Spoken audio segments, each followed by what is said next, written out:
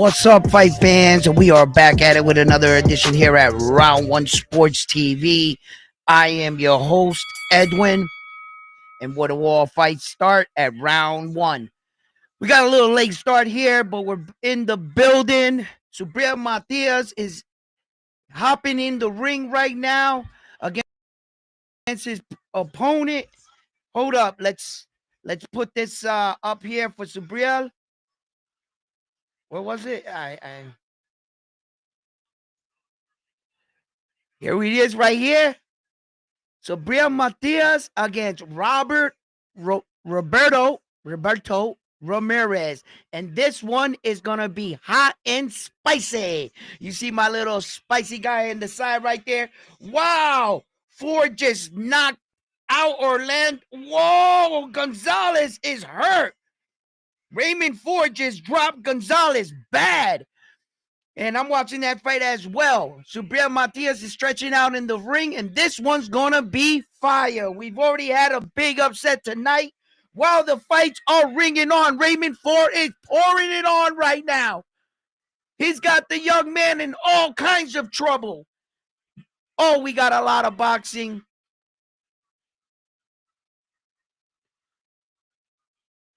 Look at Subriel Matais. He looks full. He looks healthy. He doesn't look dehydrated. He looks strong.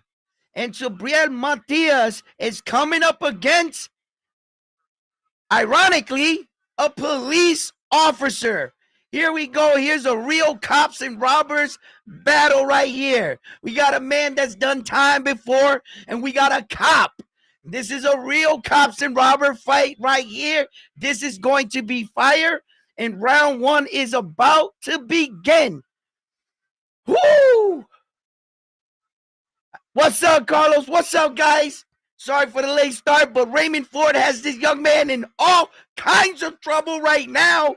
He's on the attack, hunting him down. Woo! We got boxing going on here. We got boxing going on over there. A lot of boxing going on right now. And round 1 for Subriel Matais is about to get underway.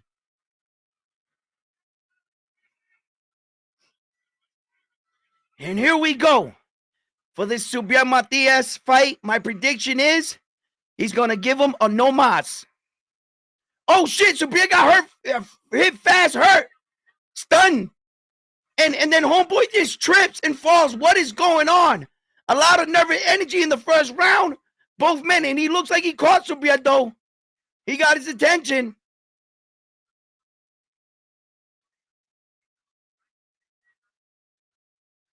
Nah, this guy is in a lot of trouble against Subriel. Subriel's letting him fire away.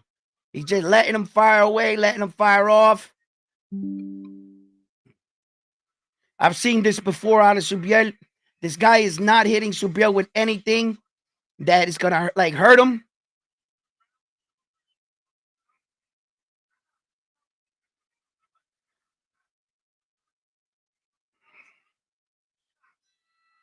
He's all over Subriel throwing punches, and it's looking good for him right now. But I can guarantee you, ladies and gentlemen, I've seen this kind of beast before. And Subriel is allowing him to get off some punches right now, and he is stalking him.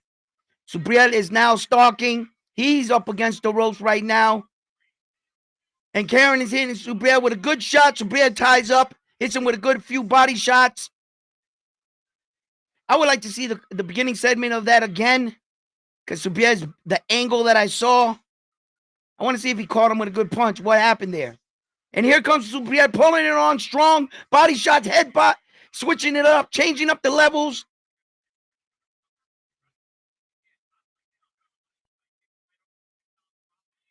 And Subriel's looking at him. Smiling. Getting himself together again.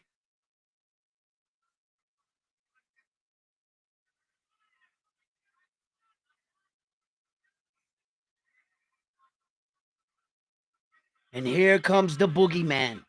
Just pushing pressure. Getting him up against the rope. And here comes the onslaught of punches. Karen swings out, spins out from the corner.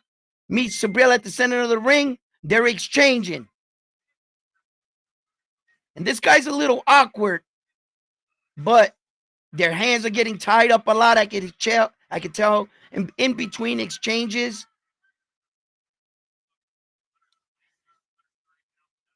Good jab, good jab. Hung. Oh, Subriel got him against the rope. He hits Subriel with a good shot. Subriel hits him with a good shot. Good body work by Subriel. Carrying storm punches off the rope. But Subriel's working the body.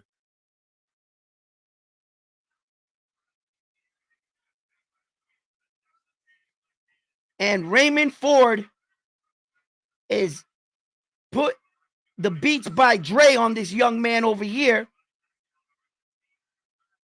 He sure the hell is.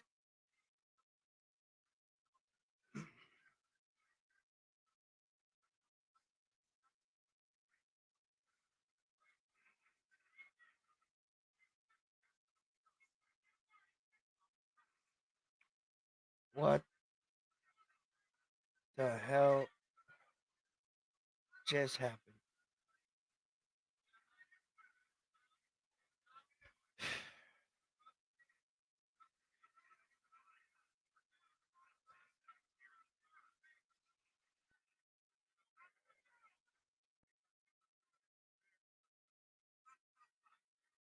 Raymond Ford is looking amazing right now.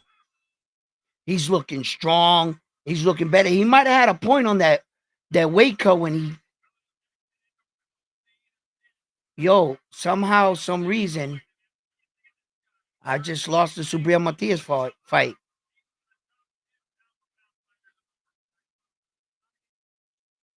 What? See, this is that bullshit right here, bro.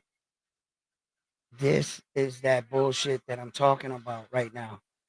This is not good.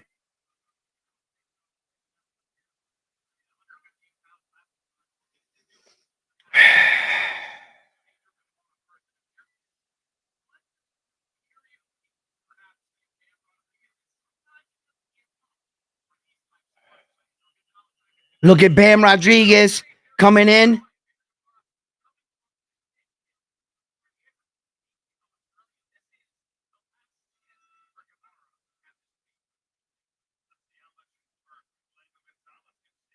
Come on, Subriel.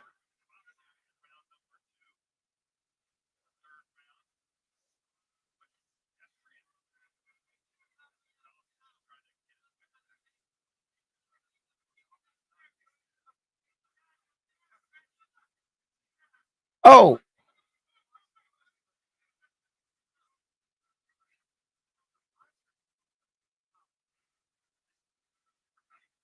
Let's go, let's go, let's go. It's time to.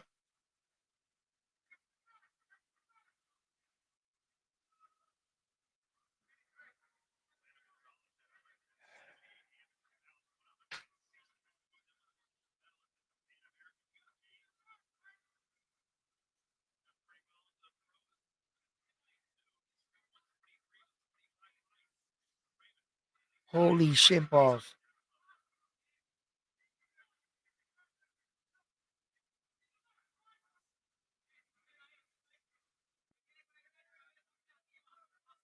Raymond Ford is really. He dropped him again.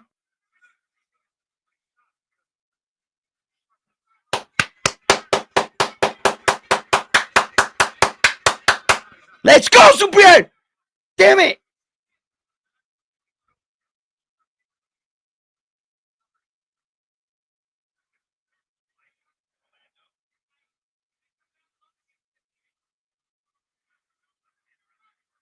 Man, Raymond Ford looks amazing as well.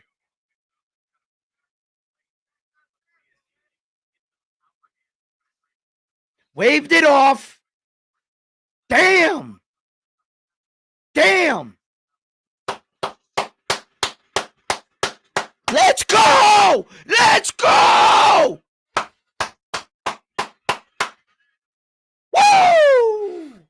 Let's go, Subriel.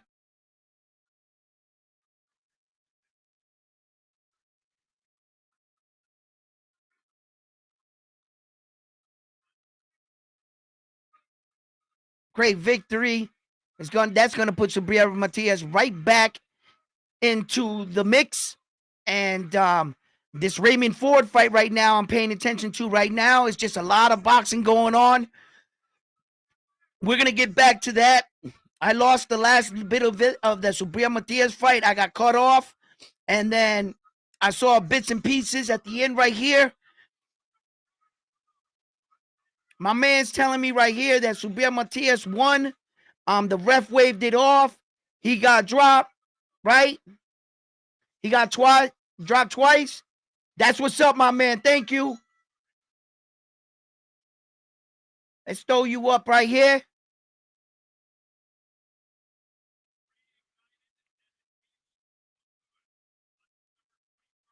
The boogeyman is back. All that coming out, swinging on Subriel Matais, quick like, all that throwing punches. He just blocked it. Was like, yo, my man, what you doing? You know what I mean? The cop came out swinging, thinking he had Subriel in trouble. Subriel had to show him, listen, there's levels to this. There is levels to this. And Subriel put him in his place. Subriel is setting himself back into the 140-pound contention for a world title shot. Let's see what happens out in Puerto Rico versus Liam Barrow and Richard Hitchinson. And it really depends if the belt changes hands again. How hard will Subriel have to chase the winner, or if Barrow will shoot the rematch? I want to see that. Subriel is one of the most dangerous fighters in the 140-pound weight division, and they're going to have to put some respect on the man's name, and they're not going to be able to avoid him as long as he continues winning. And that is what Subriel Matais needs to do now from here on in, is win these fights. And I believe he will be world champion once again. Time's going to tell. Right now, we got ourselves a real barn burner between Raymond Ford and, listen, Orlando here, he's fighting his fight. He's fighting a good fight. Raymond Ford is just outboxing him. And that jab is beautiful right now. I saw that he dropped them. I was watching both fights. Now I'm just paying attention to this one. He just caught Raymond Ford with a pretty decent shot right there in the inside. He got Raymond Ford's attention right there with that shot right there. Raymond Ford stepping back right now. He's using the jab again. Throwing that uppercut on the inside.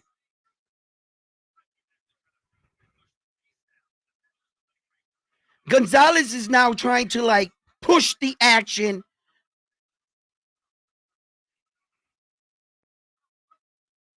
Oh, Ray Ford's going backwards right now. Gonzalez got him up against the rope, but nothing really major. Just, And we're going to, listen, let me tell you guys right now, this was a good fight for Subriel, and I can't wait to see him back in the ring. I'm anxious to see already who are they going to put in front of this man. I knew it. I said it to everyone. I said after he lost his belt, I'm going to feel kind of sorry for the next man they put in front of him. And Subriel showed patience in this fight. It wasn't like the guy came at him real fast, and it wasn't like he panicked or anything. It kind of reminded me of the fight with Jeremy Ponce when he threw over 100 punches at Subriel in the first round, and he still fell to Subriel with all that volume of punches. So that's why when I saw that, I was like, I've seen this before. I knew Subriel was going to settle in right away. As soon as I saw that, I said, yeah, okay. Yeah, so that's one in the books for him.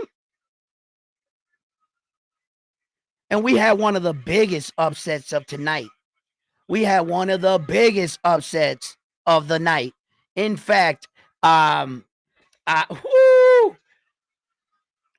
Ford, this is just an exciting fight right here. They're going at it. They're going at it right now.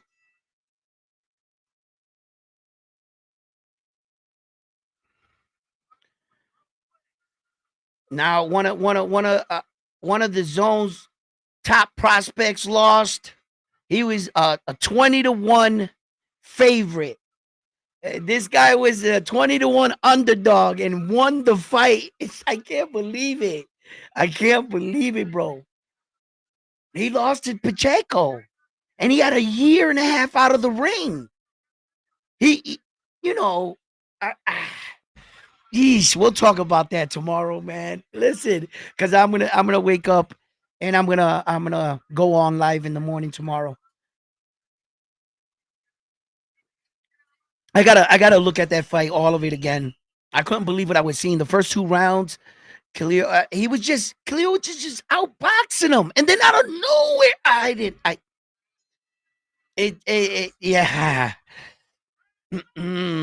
I know what Golden Boy Oscar's saying right now, man. I can just imagine it. Ooh, nice shot by Ford. Nice shot. He got Gonzalez hurt. Gonzalez is holding on for dear life.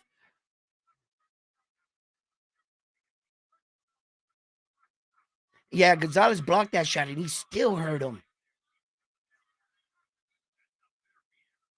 Ooh, Raymond Ford, he just looks strong.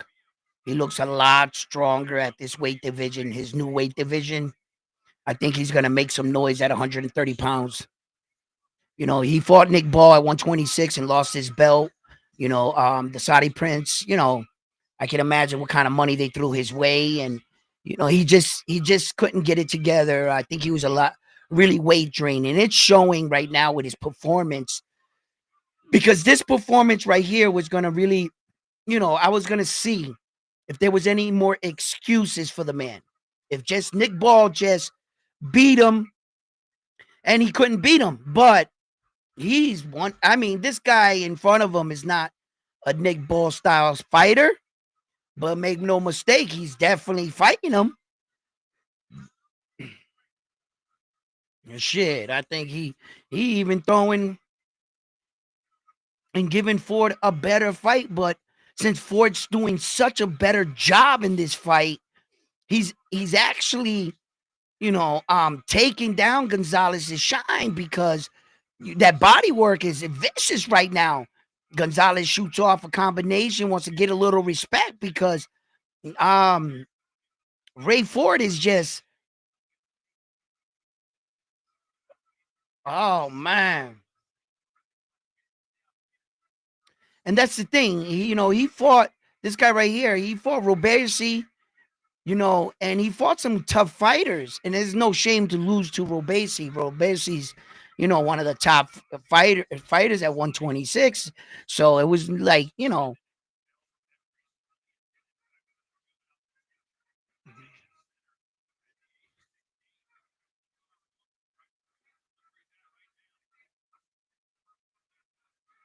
oh, oh, nice.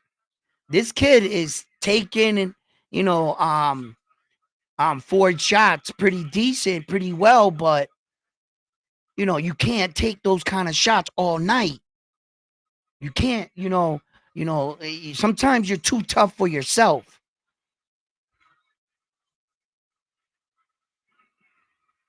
He's inviting them to the middle of the ring. Did all the Puerto Ricans win? The majority of them did win. In fact, against that Mexican Puerto Rican card against Subriel Matais. I saw the other Puerto Rican dude beat the Mexican. He had that belt, like I don't know what kind of belt it was, right?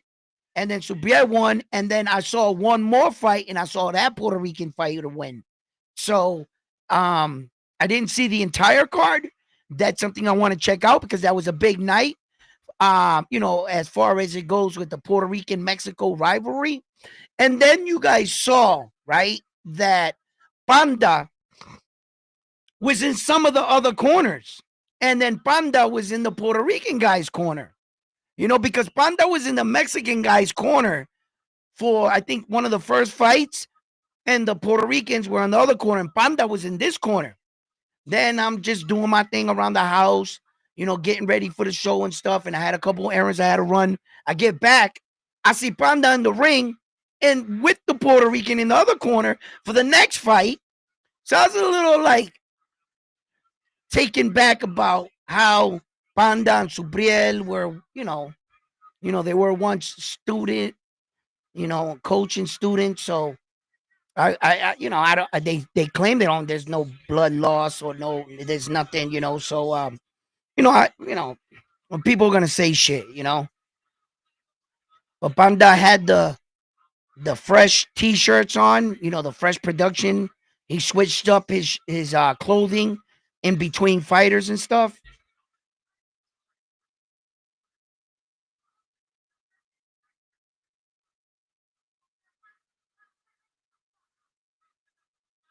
Yeah, but Carlos, Cole got overwhelmed and he overworked, but he was a 20-1 favorite.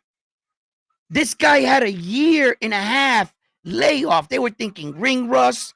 They were thinking all this stuff. Remember, he lost to Pacheco, right? So this guy's Cole's a top prospect. He was boxing beautifully the first 2 rounds, and then he got caught, and he tried to, in my opinion, he tried to out like macho him in a sense. He tried to out Mexican the Mexican. And he shouldn't have did that. He shouldn't have did that. It's true, man. Sometimes you can get in a fight and you try to fight the man's ego or you try to out, you fall into his game. And once he let him catch up to him and he got in and he started fighting, they started slugging it out. Man. He hit him with some vicious body shots, some good shots. Hey, yo, and then Cole did the motherfucking did you see it? He did the Dante Wilder a couple times. He started turning his back to him. He was like this. I was like, Cole, what are you doing? Watch out. Like, I was like, yo. He was like doing this, like they're evading. I thought he was gonna get caught. In one exchange, he did get caught. Then he came out and he did it again when he was hurt. I got a lot to look over in that fight. I mean, exactly when I had turned it on, that fight was popping off. And then, like I said, I was watching everything and had a lot of things to do. I just want to go back and see where it all really went wrong for my man. Yo, he got caught big.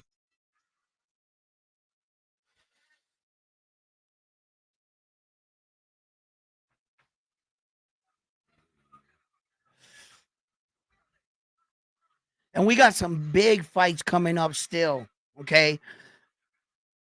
Raymond Ford is doing his thing right now against Gonzalez here. But we also have Bam Bam Rodriguez. And, of course, the main event. This is what we're all watching for. Jaron Boots Ennis. And this fight with Jaron Boots Ennis right here in this rematch is something about fighting a guy for a second time. You guys are a bit more familiar. And that goes for both sides. This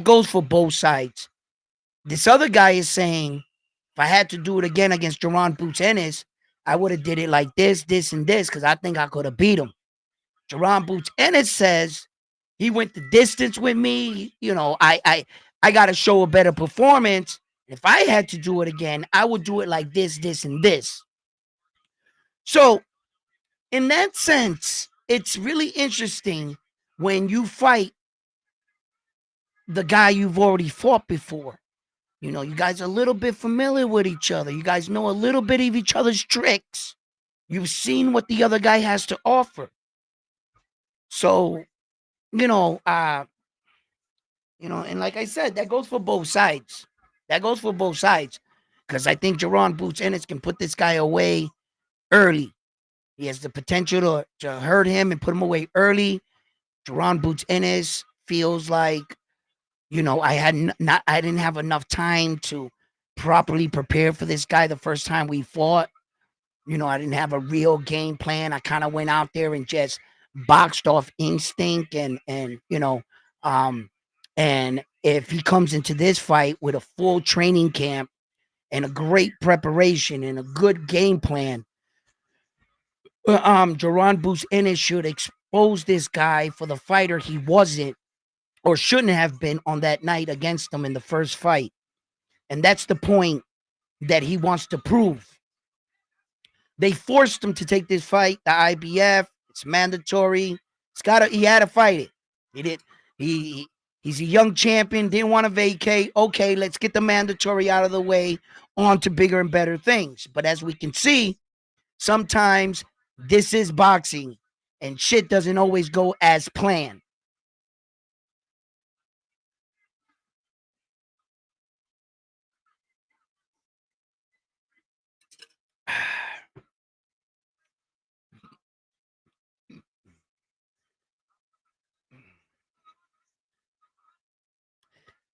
You think Subriel looked at what? Subriel looked weak and what?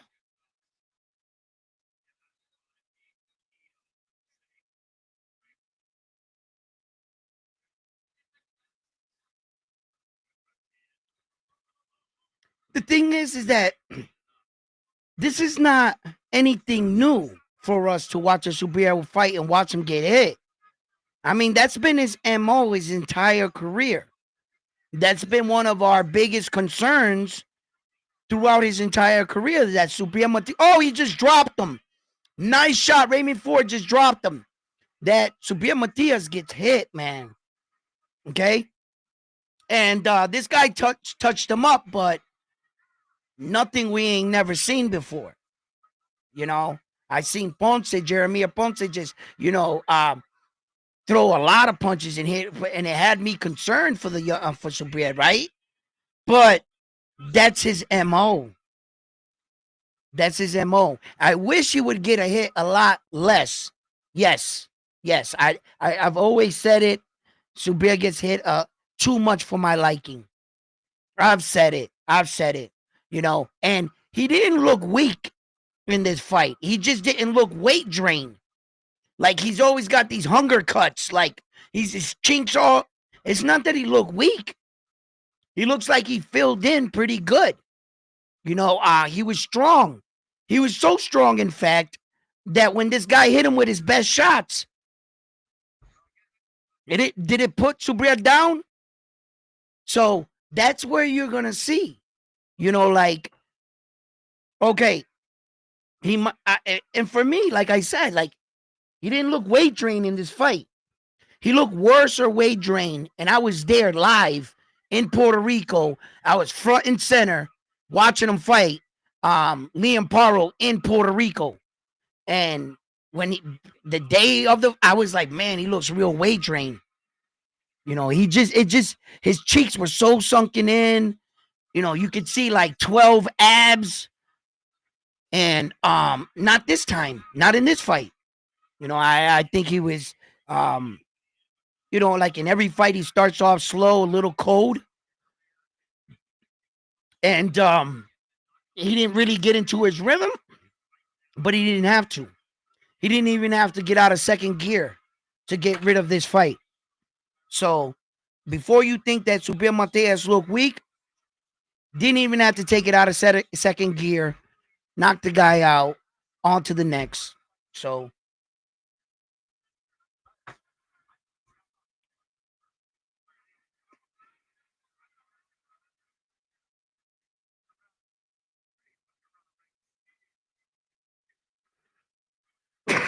he is avoiding Ramierz and Ford right now. He's trying to like gather himself a little, trying to keep himself into the fight, which is the right thing to do. If you're hurt, use your legs. Use your legs. It's a big ring. It's a big ring. Wow. That is a big ring. I just noticed that. Yeah, that's a pretty big ring. So they're expecting when the zone got this fight, when they chose this ring, they're not choosing it for any of these fighters. They're choosing it for the main event. This ring is built to please the two fighters in the main event, which everyone's here to see. They were just in case Ennis has to use his legs. He's a better mobile fighter than Karen. But Karen can move, man. His legs, man. I remember the last fight, man. he did a lot of good things in there against Jaron Boots Ennis, but I reintegrate. I'm saying this, you guys got to remember though what happened and what took place in their first round, in their first fight. The situation, him coming in, taking the fight, you know. So, but I mean, the same could be said for Karen. Now, he didn't have like the luxury to build a game plan to fight Jaron Boots Ennis. So, to tell you the truth, he was kind of fighting on the same instincts, that Jaron Boots Ennis was, you know. But it doesn't make it equal. And it doesn't. And I'm going to explain why. Right? Because if Jaron Boots Ennis and his team can devise a game plan that would have got to him early enough, he would have heard him. This guy's game plan probably would have never came out. Jaron Boots Ennis would have got to him a lot sooner in the fight, touched him up, and this guy would have been trying to survive in the ring against Jaron. So, that's where I say he has a lot of business being this fight.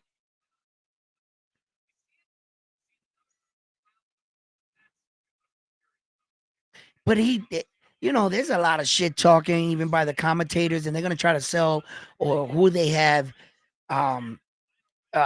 who they're promoting in the fight and shit. But I'm gonna tell you right now, man, that guy did really good against Jaron Boots Ennis when the entire world thought Jaron Boots Ennis was gonna knock him out. Okay, so let's see now. But full training camps, enough time to prepare for a game plan, and now let's see. Look, man. My prediction in that fight for the Jaron Boots Ennis fight, I'm gonna say that Jaron Boots Ennis stops him. I think Jaron Boots Ennis is gonna stop him. I think he's gonna stop him somewhere between 6, 7, 8, right in there. That's where I think he's gonna stop him. I think he'll settle in the fight right around the 3rd, 4th round. Jaron Boots Ennis is gonna have him figured out by the 5th, 6th, and I think he's gonna do his best work 7, 8. He's gonna really put him down. Oh man, and Raymond Ford is.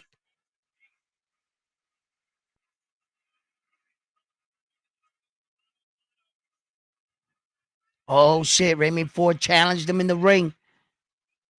My man's like, yo.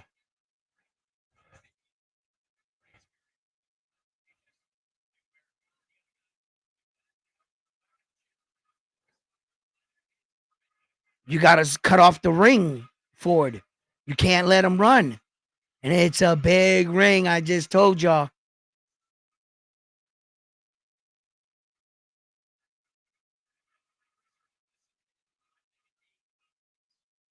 Raymond Ford is beating the brakes off this young man. He's running for his life. All Puerto Rican fighters won tonight. Nice! Nice! Let's go, Puerto Rico! Let's go, Puerto Rico!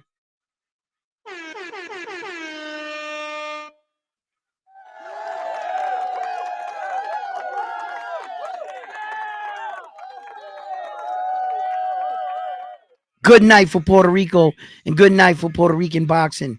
Great.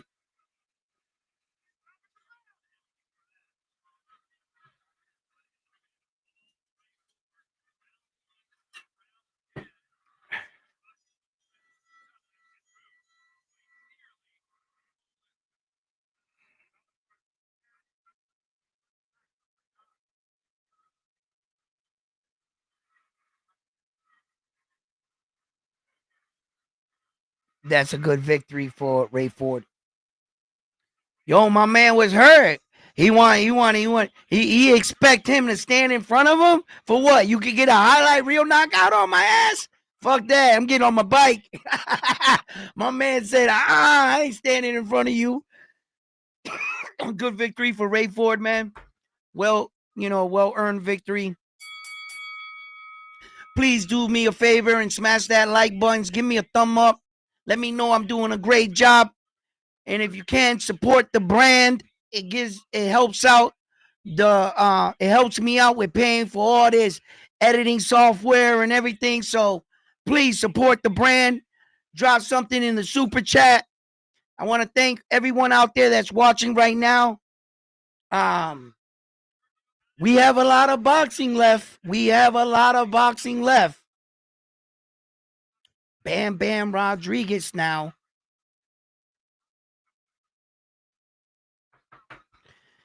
A lot of people want to see him fight Chacalito, and I'm including myself. I'm like, yeah, I mean,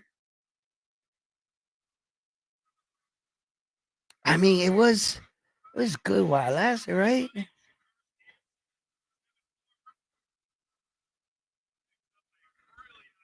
Bam Rodriguez, I'm not willing to say right now that I'm thinking about Naoya Inoue. I'm thinking that, okay, if he wins this fight right here, everybody wants him to fight his idol. Um, they sparred. He talked about it. He said they did like 2 days of 8 rounds or something like that. It was 6 or 8 rounds, and a lot of people want to see Bam Bam Rodriguez move up in weight. you know. But I really think that he should think about staying at 115 and unifying all the belts and becoming undisputed at 115. You know, and then allow some of the bigger fights to take that fight against Naoya Inoue, like Junto Nakatani. Nakatani. I think that he's probably the best chance that someone has right now to beat Naoya Inoue. Um, unless he moves up to 126, because and then that's a whole new division with a whole new set of fighters and a whole new set of problems, right? But as of right now, those like in the game right now, in the lower weight divisions, some of the top guys are Bam Bam, Jesse Rodriguez, and Junto. And the top dog in down there in the lighter weight divisions is Naoya Inoue. He's the cash cow down there. That's the lottery fight down there. Like Tank Davis is the 135, Saul is at 168, and the heavyweight championship of the world. Those are some of the biggest men that make the most money right now in the sport. So when you think about Bam Bam Rodriguez, I know that a lot of people are gonna ask the question: is he gonna move up in weight? Will he ever challenge Naoya Inoue? Because they're trying to find the fighter that's going to defeat that Japanese superstar. That man is something else. He really is. He's a force to be reckoned with. He's the top dog in his weight division at 122 pounds. There is no other king but him. There's no other champion in that division but him. And he seems to be doing that throughout the divisions that he's been in of late. His last two weight divisions, he dominated both divisions, securing all 4 belts. That's a real champion right there. So I look forward to seeing, what happens right here with Bam Rodriguez tonight. I want to see. I want to see what he looks like. I want to see how Jerron Boots Ennis, answers, to this, because, a lot of people feel like this guy didn't deserve the fight. Let's be honest. A lot of people, I've seen articles that were written that said this guy doesn't belong here and that they should have let Jerron Boots Ennis pick to fight someone else. Ed Hearn is itching for a big win out of one of his fighters. Could Jaron Boots Ennis be that fighter to pull him out of that massive losing streak? He's like on a massive losing streak right now and counting with his fighters of this year. It is ridiculous. Frank Warren has taken Ed Hearn to the cleaners with that money. I could only imagine what the real dollar amount is between them two and how much money Ed Hearn had to pay him. I could imagine, man. Yeah. So,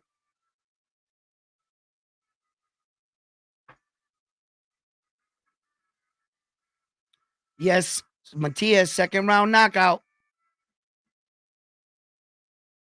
And that was funny. That was a funny fight. Because that guy is a police officer. He's a police officer. And Subriel Matais has been in the feds. So that was cop versus convict. He tried to arrest Subriel, beat the brakes off him right in the middle of the ring. A real cops and robbers fight right there.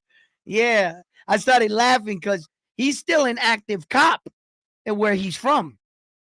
Yeah. So tomorrow he's gonna put on his uniform and I bet you he go arrest a Puerto Rican dude and beat on him or something.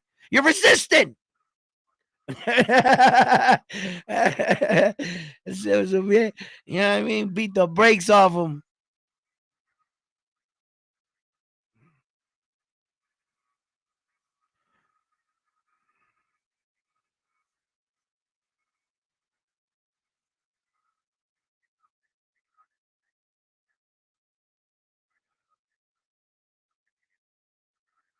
Yeah, that's when he got dropped.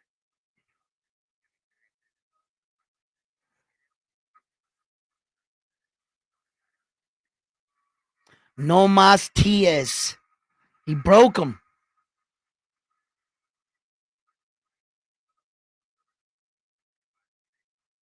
I saw that Subriel. His face looked fuller. He looked stronger.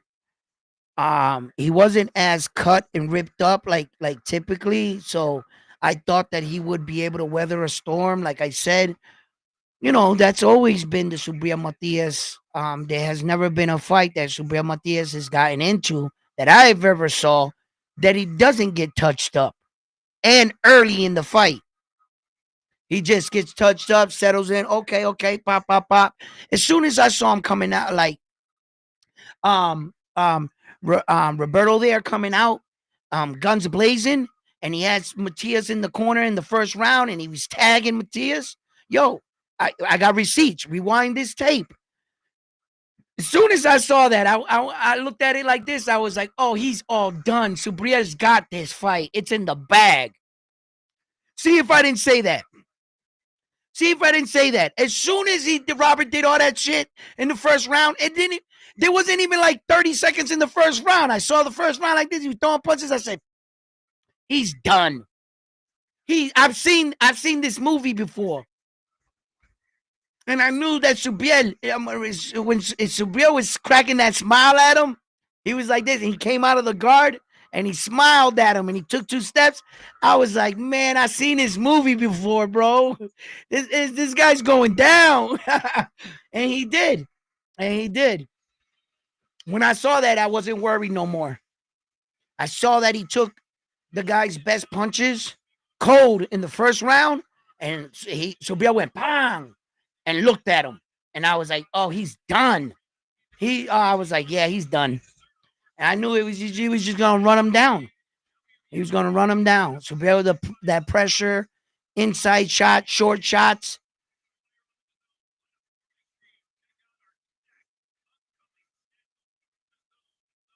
Cop versus convict. Yeah.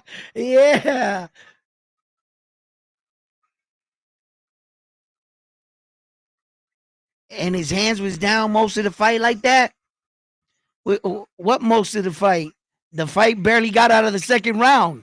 How long of a fight were you watching?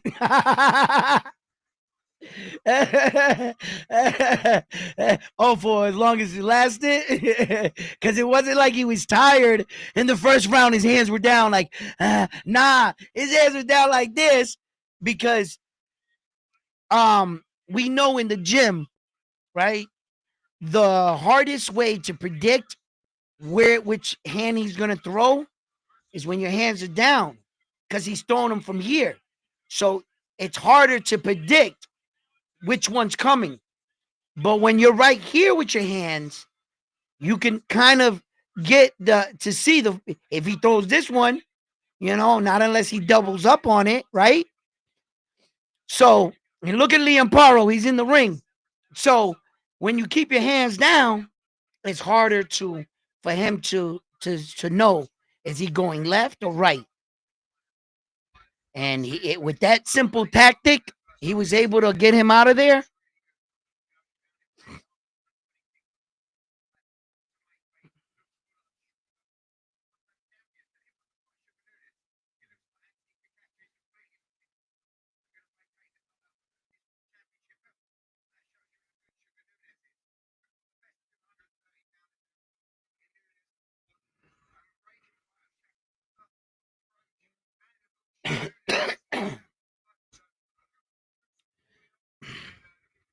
Oh shit. Richard Hitchison is in the ring as well.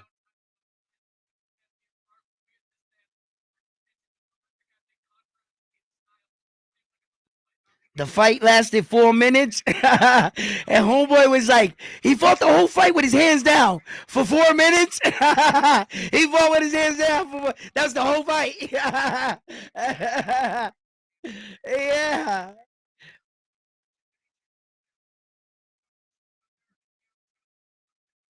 I think Liam Paro beats Richard Hitchison, to tell you the truth. Yeah. Did you guys see how Keyshawn Davis destroyed that man, bro? Right?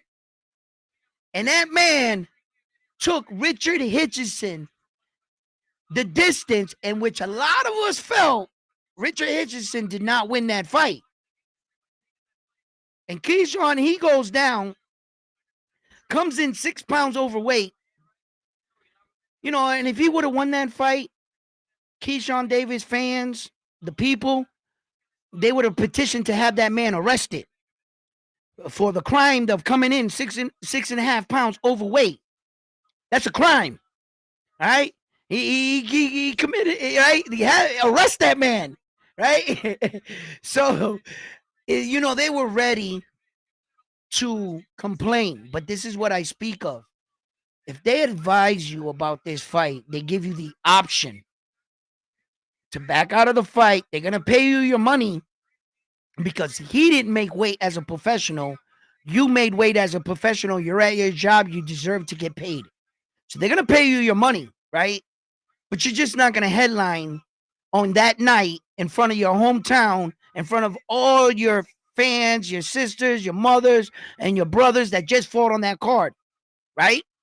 So, that was that line. So, but when you take the fight and they gave you the option, and if he was to lose that fight, you can't complain or cry, man, because you knew the rules.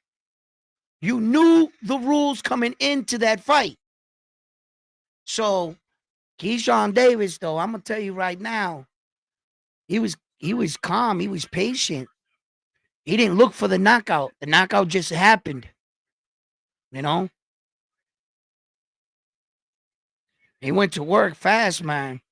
And but he didn't have to really go to work fast. This guy had a lot of pressure and he was coming in so much.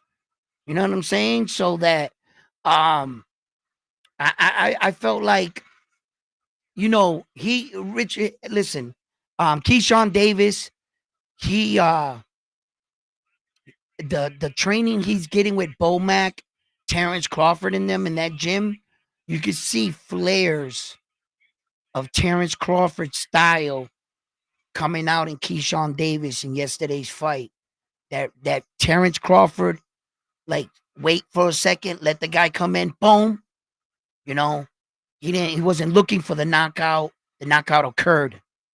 Keyshawn Davis even surprised himself at the end of the fight. He said, I wasn't trying to knock him out. He went like this, hit the pop, and I hit him. And his momentum, good technique, perfect timing, you can hit hard. You can hit a lot harder, rather than tensing up, trying to reach all the way from back here to hit the guy hard. You don't got to do that. And what Keyshawn Davis, it proves it to the young fighters that just good patience, distance, perfect timing, bam, you could just drop him.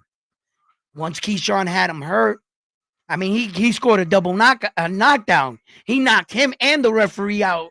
When the referee went down, I started yelling, then who the fuck is going to count? Because they're both down. Who's counting?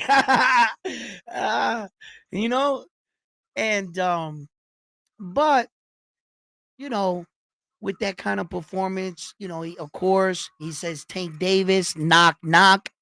He didn't say, Tank Davis, I want you next. He said, Tank Davis, knock, knock. Acknowledging that in a little while, Tank Davis, I'm going to be at your door. You're going to have to answer that door. I understand that's a tall order. Because I'm going to tell you right now, did he say Gervonta Tank Davis? Or is there another Tank Davis in the sport of boxing? Because Keyshawn, yo, did you just... wait a minute. Keyshawn, you're good. Okay, you're great. You had a great fight. But that's Tank Davis.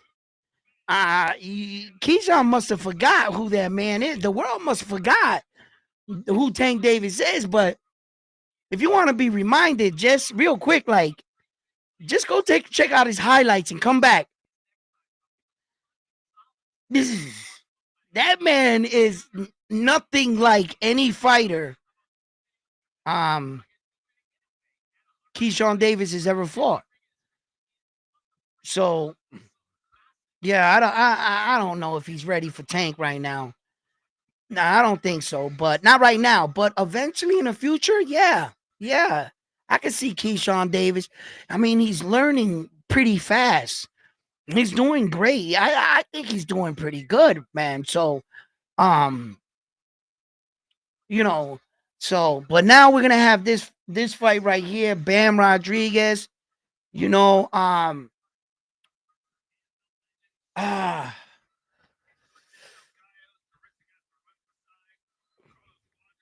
Carlos Guaya. Chocolatito, man. I'm not sure if that fight's gonna happen. I'm just not. Bam, I've seen too many. I want to say some things about it, right? But I've already talked about it, and he just has too much respect for him. He admired him for too long. I don't really think this is gonna be one of those situations where, you fight your you end up meeting your idol when you end up fighting him. How's that saying go? I don't think he's gonna fight him. I don't know. I just don't. I don't see him fighting him. He talked. He's like, yeah, he'll say it. Yeah. I'll fight him eventually, or I got some good sparring in against Chocolatito. But when that one interview that I saw him in, when he was talking like how much he respected him, how much he looked up to him, I don't know. I don't know if Bam's gonna fight him. And actually, I think that that's one of the only guys that I think that actually beat Bam.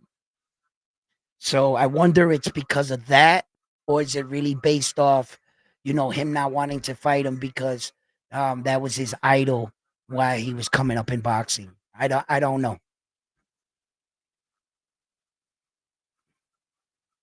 Come on, Karen. Don't be a Karen right now. My man Bam got look in the picture. He got a little Mexican hat, the lion behind him. Look. It's dope as hell. You see his medals?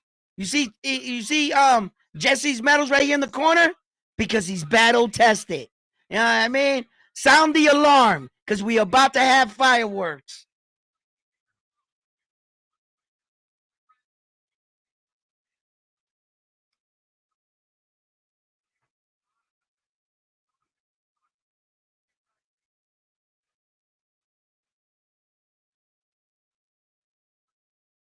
Yo, listen, guys, who do you get your predictions in right now on this fight right here? Let's run a little test run right here. Carlos, Bam Bam by round 6. All right, I got Bam Bam. I'll take Bam Bam. This is round 4. Round 4. This guy's actually really good, right? And if you got these guys giving them this much credit, I just think Bam's going to surprise him early. But if he doesn't beat him by then, it's going to go 12 rounds. You know, probably. I think Bam's on a hot streak right now.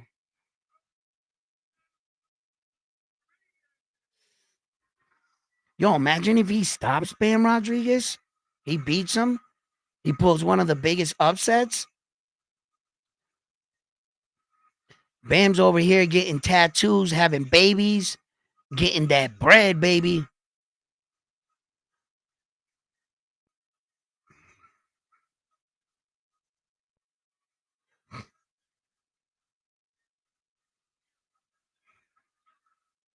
We already had one 20-1 favorite.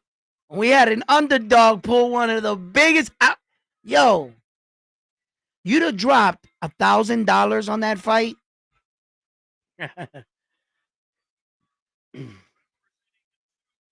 You might have came up with some serious money. 20-1. Drop a G on that fight. Damn.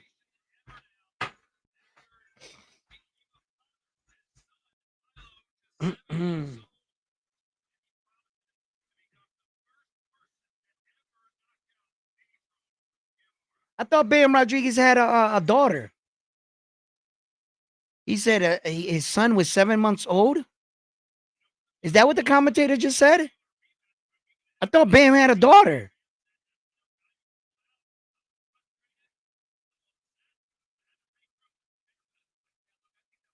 Oh, I think he said El Gallo pulled out when his baby was only 7 months old. Maybe I misunderstood it wrong or something, or caught the end of that.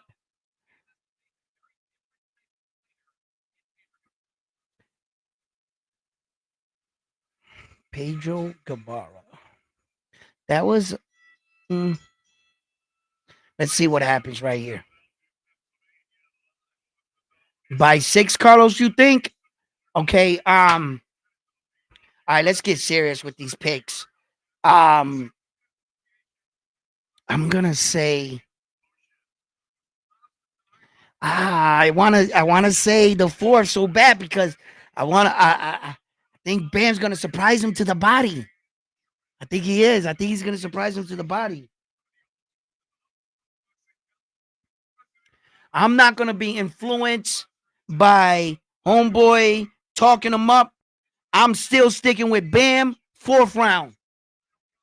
4th round. Bam Rodriguez.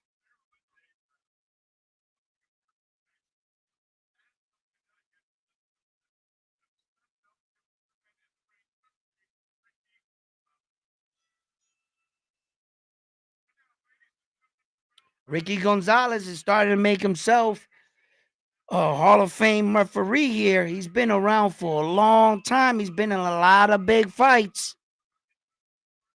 The referee.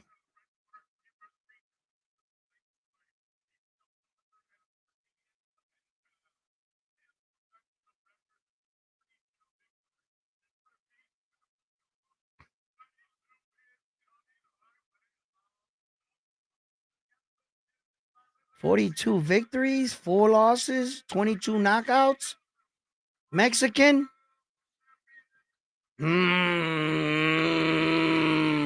This guy.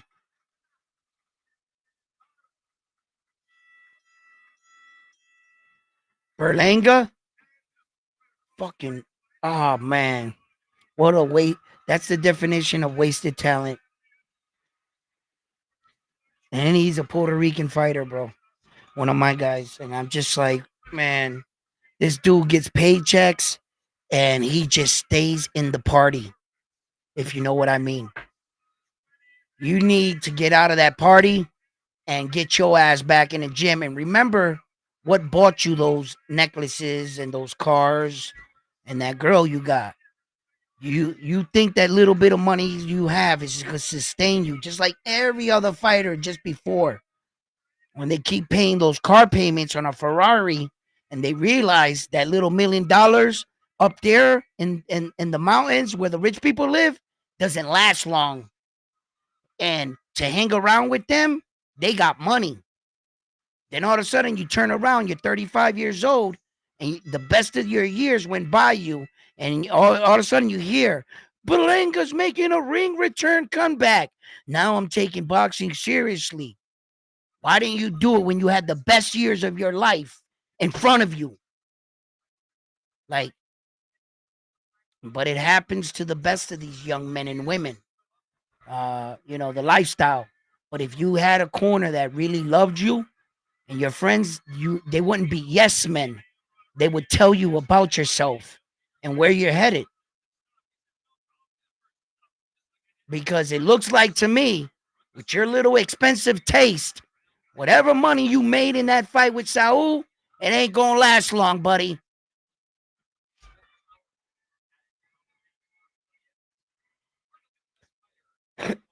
He has potential, bro. Man, bro.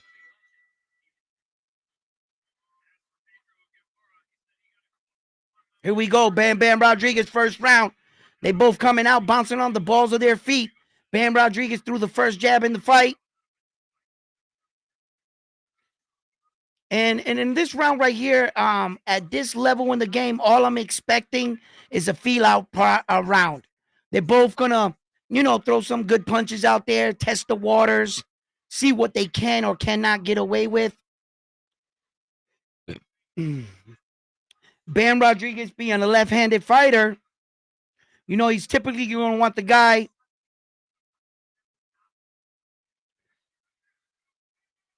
Oh, this tricky. Okay. Oh boy can't fight. I like that little lunging in thing, but he can't do it every time. You can't let Bam Rodriguez get a beat on you. And Bam Rodriguez is just settling in the fight. He's not wasting a lot of movement. This guy right here, I'm taking that this is how he trains for 12 rounds. So, Bam's attacking that body. Like I said, I knew that was going to be one of the keys to victory for Bam Rodriguez, and it was going to be attacking the body early. I've studied Bam Rodriguez for a long time, and I know that he's a no bullshit fighter. He has a plan, and he's looking to execute it. With every punch he throws, nothing is by coincidence with Bam Rodriguez at this level in the game. It's like a dance, like the waltz. And he has a plan for the first, second, third round. He has a plan for the fourth, fifth, and sixth. And he has a plan for multiple situations if this was to occur. And he also has a plan if he starts getting early success. And the plan with early success means exactly what's kind of going on right here is where that the boxer takes over. If you got the guy hurt, that's your decision. But as far as our game plan, stick to the game plan, stick onto what we were working on, and follow it through. Execute. The only time you differ from the game plan, if he starts doing the stanky leg in front of you, attack, right? Intelligently. Ooh, rabbit punch.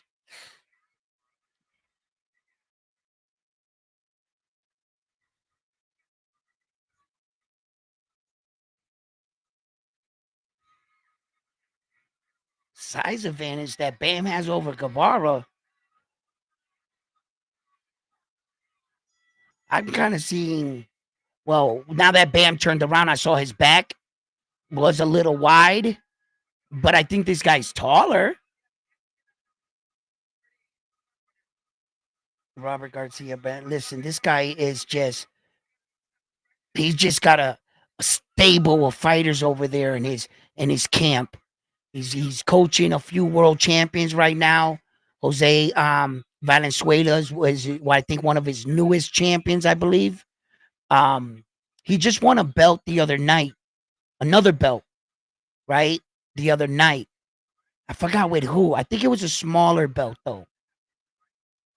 I've been watching so much boxing this week that these fights are starting to blend in with each other. Yeah. So if I say something off or miss a name, excuse me, because I've really been watching a lot of fights these last few days.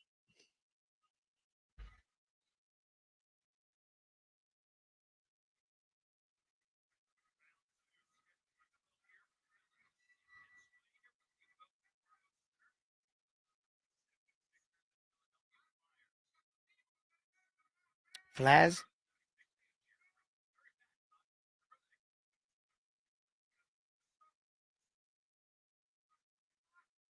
Oh, that's the other fight on the other channel. Yes. Yeah. Yeah, that fight is also was going on as well, wasn't it? Oscar Collazo's fighting tonight too, right? The 105 champion, Puerto Rican champion, Oscar Collazo. I gotta watch that fight too, guys. And if even if I miss it or whatever because of these fights, I'm probably gonna stay up just to watch them.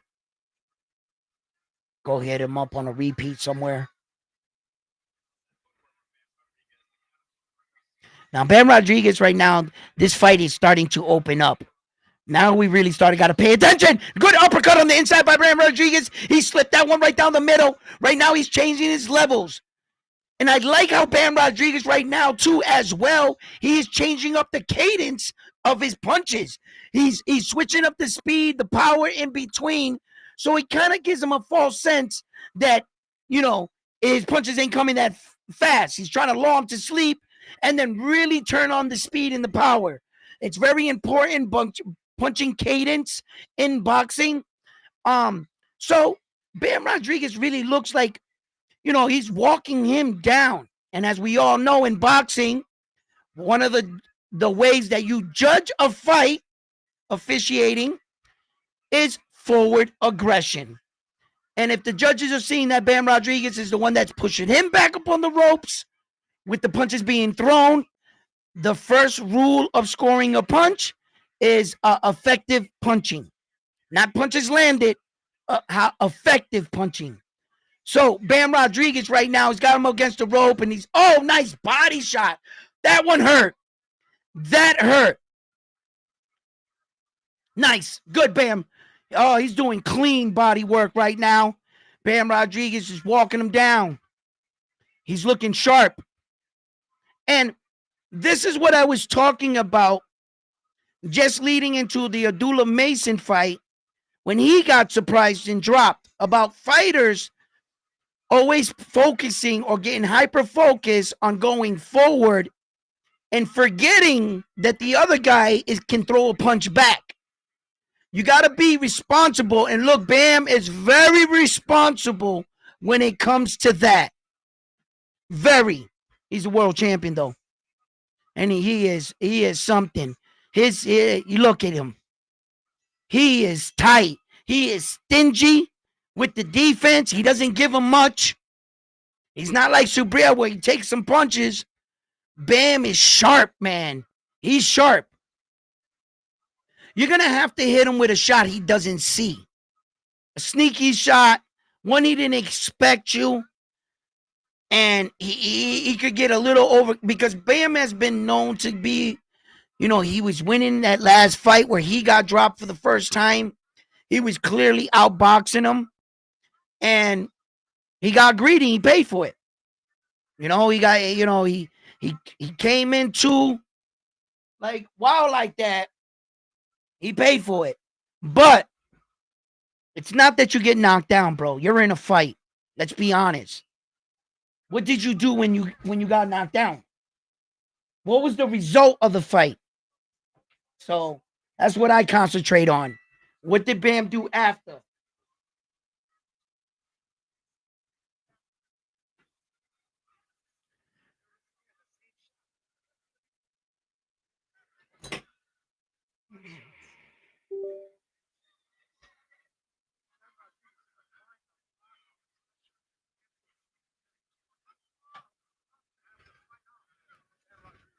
Gabor is just a little too slow. He's doing good. He wants to box well. Bam's just beating him to the punch, to be honest. He's just beating him to the punch. And Gabor is like, he's like, wants to like, he starts bouncing off his feet and he's like willing himself to want to throw some punches. But every time he throws punches, Bam makes him pay for it. And he's been capitalizing on subtle mistakes that Goubois here is doing. Sorry if I'm messing up his name. It's got a little weird name there, but I'll do my best. And nice, Bam. Oh, yeah.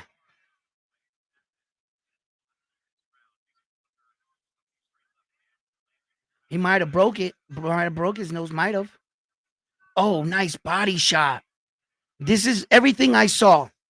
What Bam was gonna do. I knew he was going to start early to the body. I knew he was going to do a lot of good body works in the first 2-3 rounds. I knew he was going to come out and start pretty fast and bring the fight right to him.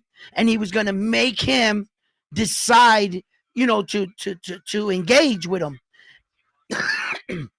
Bam's he's a good fighter when it comes to creating situations. These punches he's throwing at this guy, I hope you guys don't think that these are just, punches. No. Every punch he's throwing at this guy is basically for a reason, whether to set him up for something, get him to open up for something. Oh! And he goes down for the first time. Bam Rodriguez scores a good knockdown. I think it was more of a flash knockdown, but I believe he was hurt. What round is it? Did I say the fourth? Did I say the fourth round? It's only the third. So Bam, ooh. Oh, nice uppercut! Dropped him again! Dropped him. Did I say this fight was going to be early? But what do I know around here at Roundwood Sports Talk? Damn it! Woo! I told y'all. I thought it was going to be an early night. Oh, man, I study fighters. I study fighting styles, man. I thought he was going to get to him early. Man, listen. I told y'all it was going to be an early one.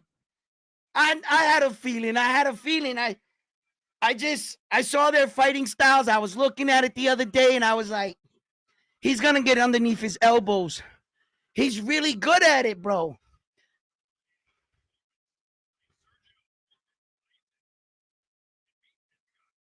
I'm telling you, my man. I'm telling you.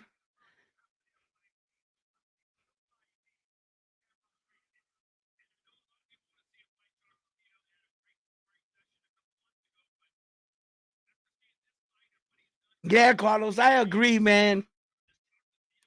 He's got to fight Chocolatito because, I mean,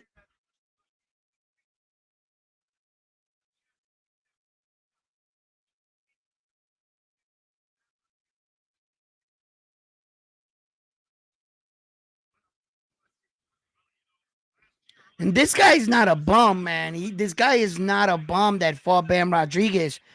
Bam just was levels above him. That's what you saw there. Had it been any other fighter in the world besides Bam Rodriguez, this guy probably either beats him or takes him the distance 12 rounds or, can have a bomb burner. But I knew Bam was going to snatch his body. I had a feeling. and Bam was going to snatch the life right out of his body, and it was going to be early. It was going to be early. And that's why I stood with my prediction with the 4th round.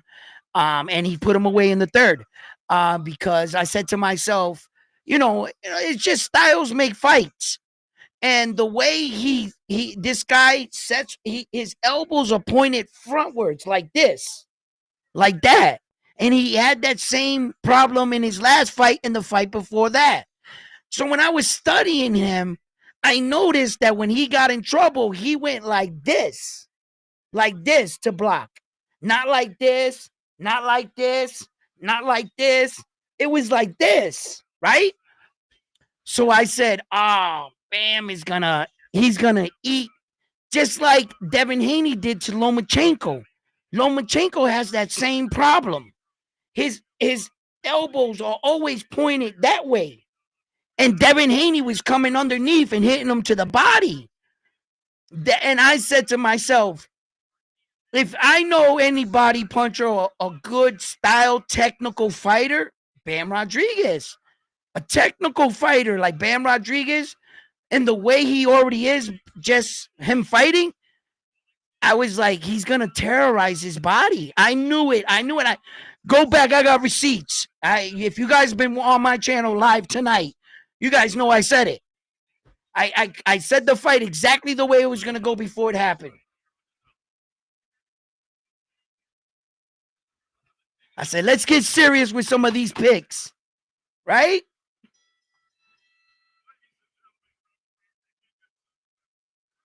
Come on, man. Let me get. I'm gonna put 100, 100. The 100.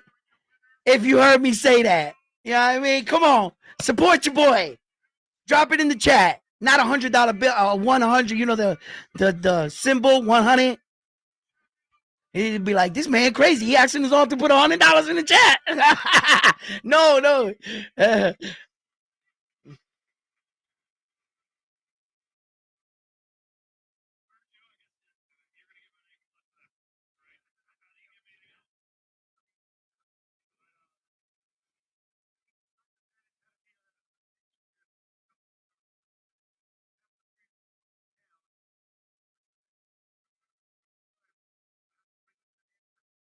I don't think there was such a size advantage. I didn't see. I mean, he was a little bigger than him, but I mean, a few pounds in boxing, huh?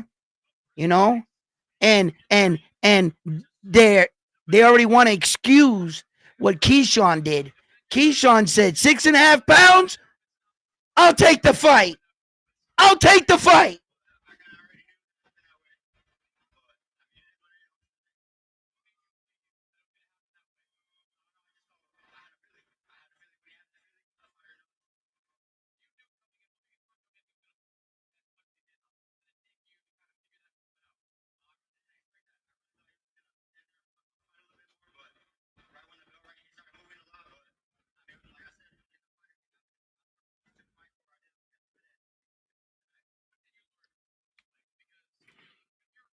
Get your picks in for Jerron Boots Ennis.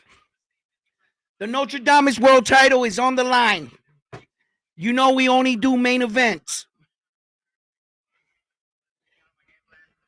Let's go. Let's go. Get your predictions in. Where's Bam Bam? Where's Frontline? Where's everybody at, bro?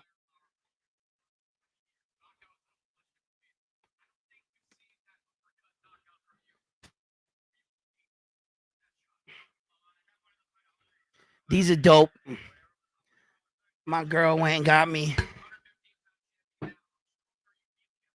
these.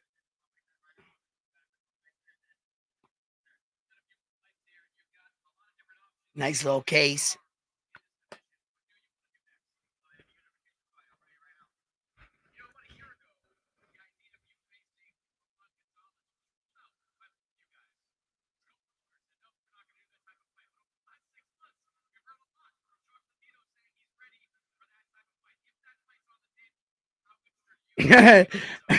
He wouldn't beat Bam Rodriguez, not even on PS5.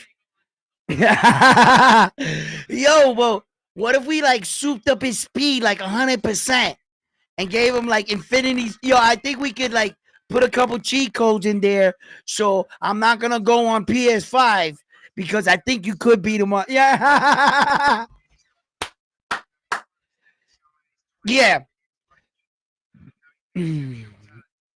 Guys were trying to talk that guy up.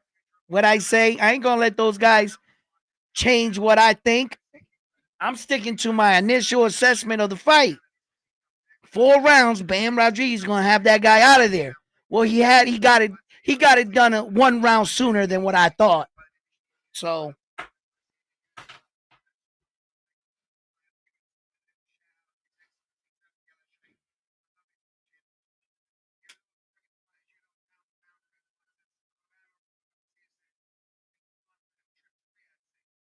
mm.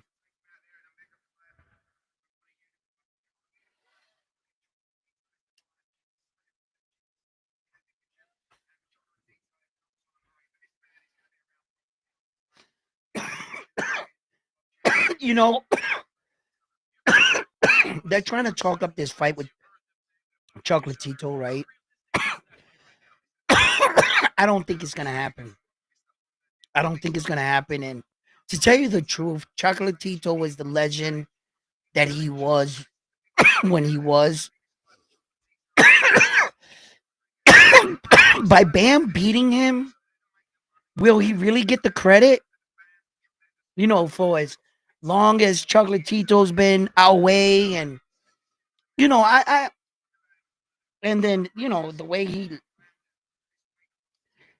uh I mean, it's just that this is boxing and it's business, and I've always said this, right? You guys know I say this, right? That boxing is a business disguised as a sport. So there's a lot of business that needs to occur, and the money got to be right for some of these big top fights. Not so much for the bottom fights. The bottom fights are easier to make. Basically, a handshake. Hey, can you make the fight? Come down. We agree to this and this. They get harder to make as you go up. And since at 115 for big names, that's why a lot of these guys don't make that kind of money at 115. Bam Rodriguez has some of his success he has to thank from men like Naoya Inoue that brought a lot of fans back to the lower weight divisions because everybody started turning around because they started hearing the buzz of the monster. And everybody was like, yo, what the hell? And it was just like a tidal wave. He was just running everybody over. At that World Series of boxing, he dropped Payano he chopped him like a tree. He went, he folded him, right? And it just like everybody else he fought. And the beautiful ways that he knocked out fighters like Maloney, how he knocked out Maloney in that exchange in the 7th, it was just a thing of beauty. And, the Saudi prince, for God's sake, is paying him a few $1,000,000 to basically put on a t-shirt and be like an ambassador for Riyadh season, right? That's what kind of fighter he made himself. And that's how a lot of boxing fans and people caught wind and caught an eye to fighters like Jesse Bam Rodriguez that are really down there in those weight divisions where Naoya Inoue came from. Because remember, he started at 108. Okay. And he dominated as well. Well, I wouldn't say dominated at 115. Because at 108, he got that belt. He quickly, I think it was 1 or 2 fights. He moves up 115. He skips by a weight division, in which, in fact, I thought what is he doing with his phone? Anyway, so he's making like a video or something, right? Yeah. So, like, he had 7 fights at 115, right? Then from 115, he quickly moved up to 118, got all 4 belts, and the rest is history at 122, right? So, Bam, see, yeah, he has a little girl. See, I told you. Yeah, he got a little babies. That's the little babies. Yeah. Gives you motivation, man. There she is.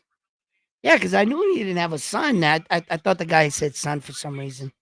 I think he did. But anyway, I knew it was a girl, you know.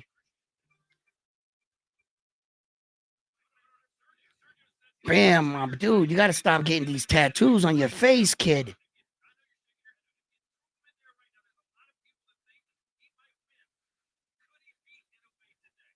No, he can't be now. Yeah, anyway. I knew they were going to bring him up. Stop.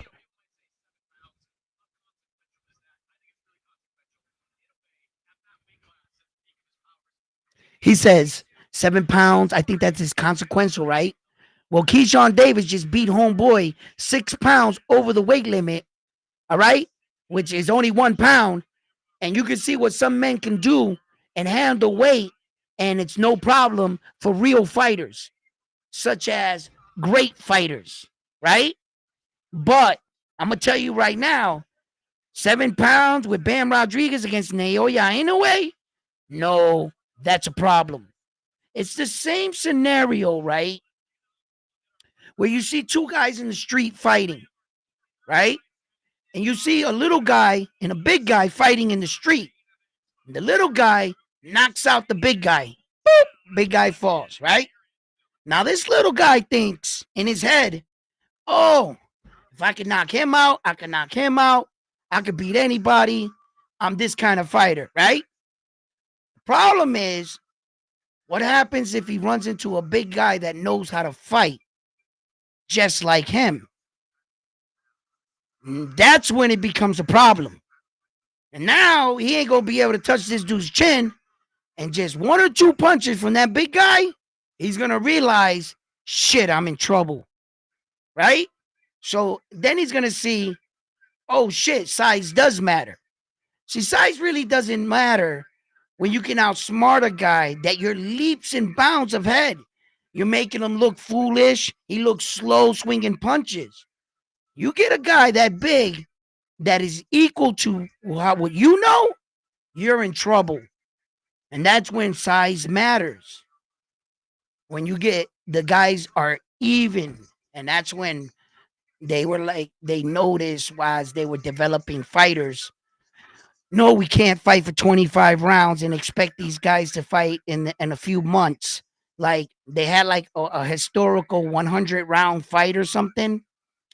And as boxing was being made throughout the history, there's a lot of situations that they came about in how to set the rules, just like in UFC. UFC saw that out gouging headbutts and certain kicks to the groin weren't gonna you weren't gonna survive long, so they had to do away with some of these things in order for the sport to flourish and you to have a career where that we could see you in multiple fights. You just don't want to be a rock'em sock'em robot type dude. So that's into in developing the sport itself. So I think that you know we have a big fight right now coming up with Jaron Boots Ennis, and I think that this is the closest fight on the card. Actually, when I saw this card, I thought that this card is for some reason I don't know why. I just think that a lot of people don't want to give this guy Karen credit. Like I don't know why. They're like, oh, he doesn't belong there. Jaron Boots Ennis should be fighting this guy. Whoever they want, he shouldn't be fighting him. Well, he's here now. Let me get your prediction, guys. Let me know who you guys got in this fight. Let me know. Let me get it.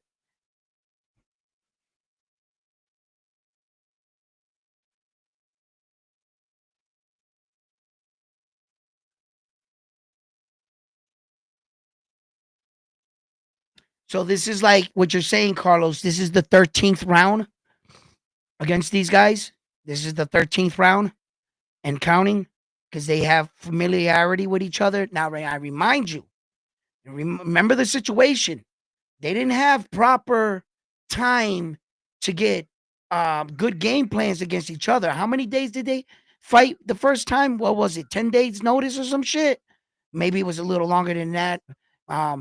Like I said, tonight I got a lot of fights in my head. Um, so don't hold me to that.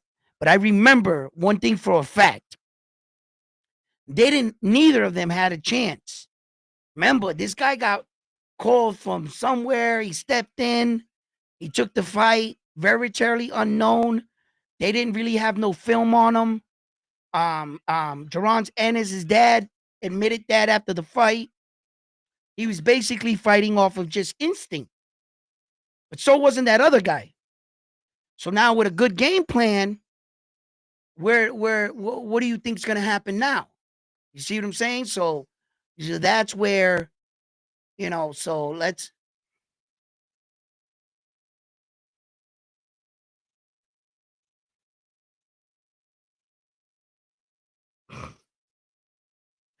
Here we are. We're at the main event. Y'all know what time it is. You see the clock right there. Y'all know what time it is. Ring that fire alarm because it's about to go down. Yo, my man got a target on himself. He got a target. You see the post? Yeah, because he's on live. You know what I'm saying? Let's see if he's alive. Jerome Boots Ennis over here. He's the champion, so he's rocking the belt.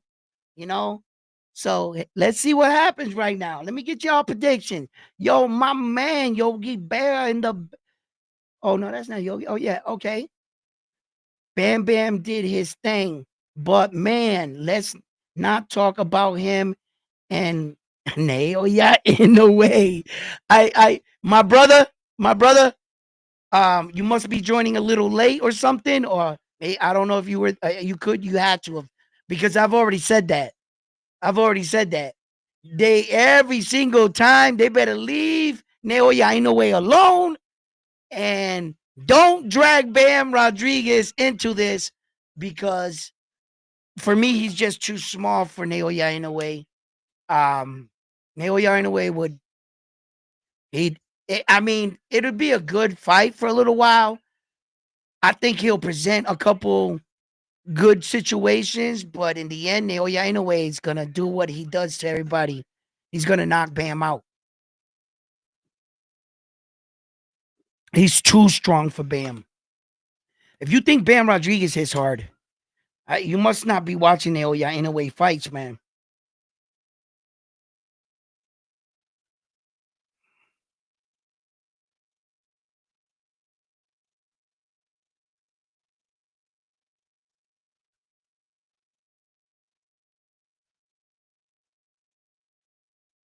I think Bam. Oh yeah. Oh, you was late, my brother. Yeah. No. No. No. No. You listen. Listen. I've already said it. He's not.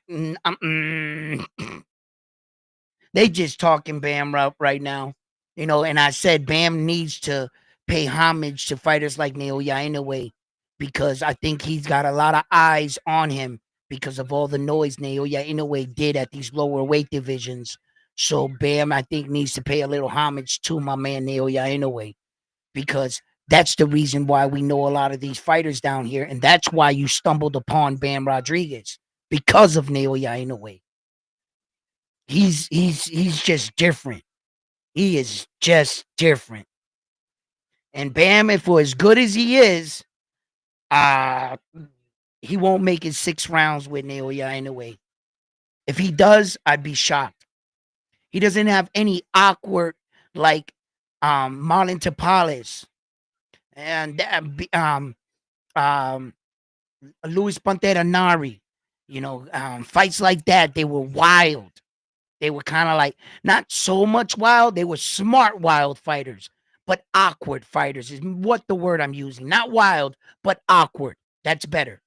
And when Naoya Inoue would have to reset to figure out what he was doing.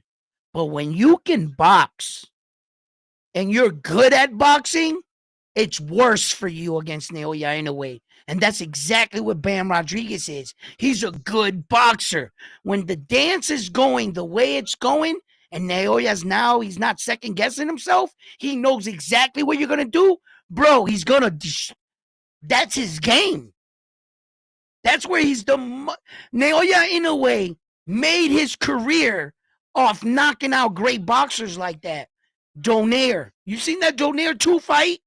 When you're good at exchanging sharp is when he hits you with a shot you'll never see. He'll knock you out worse. Bam Rodriguez, undefeated, 19-0. Emmanuel Rodriguez. Emmanuel, my bad. I said Bam. Emmanuel Rodriguez. He was chucking leather at Naoya Inoue. Naoya was slipping on the him.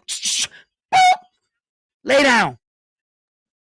When you can box, it's worse. Bam Rodriguez is a technical boxer. He's gonna lay him out, bro. Listen. He's too small. He's too small. Anyway, it's like a truck. He's a big puncher, bro. A big puncher. To this day, a lot of people can't believe how hard he hits. They can't. Yo, let's get your predictions in. Who you got in this fight? Who's going to win this fight? Jerron Boots Ennis or Karen? I hate saying his name. I think Jerron Boots Ennis is going to stop him in this fight. And I think it's going to be in the 8th round.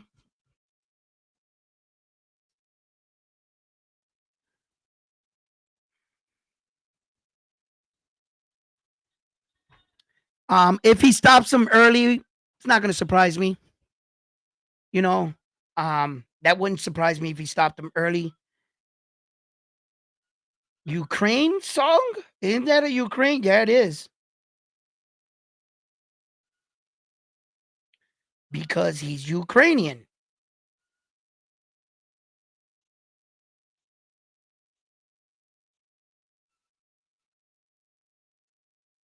I never met a happy Russian person. Never. Every Russian person I ever met in New York, New Jersey, Boston, shit, even Russians I met in fucking Texas, they was always mad at something. They some angry ass people, bro. I'll be like, hey, good morning. What's so good about it? It's fucking like, yo, every morning he would say the same shit. I'll be like, yo, bro, you always mad, bro, at some like, what's so good about it? He would say all the time, man.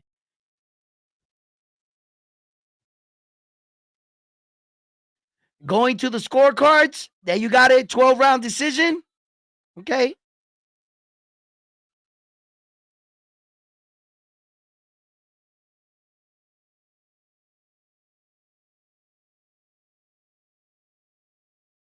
Yeah, that they're fast and stuff. That's why I always say that, out of all the fighters I've ever gone live and saw, and I've been sitting ringside right there watching the fights, I've been to a few fights myself. And I've talked about this. I've said it. I want to experience the Naoya Inoue experience. It's one thing watching him on TV, but it's another thing entirely to be there front row watching him fight. I want to see what those punches sound like. I want to see what these commentators and everybody that's ever been at a Naoya Inoue fight, they always seem to say the same thing. Those punches sound like shotgun shots. You could hear how hard those punches are coming out. And then you look up and you see this 5'5", 122-pound man, and everybody, and I mean every fight he's ever had, they all go, bam, bro, that shit sounds loud.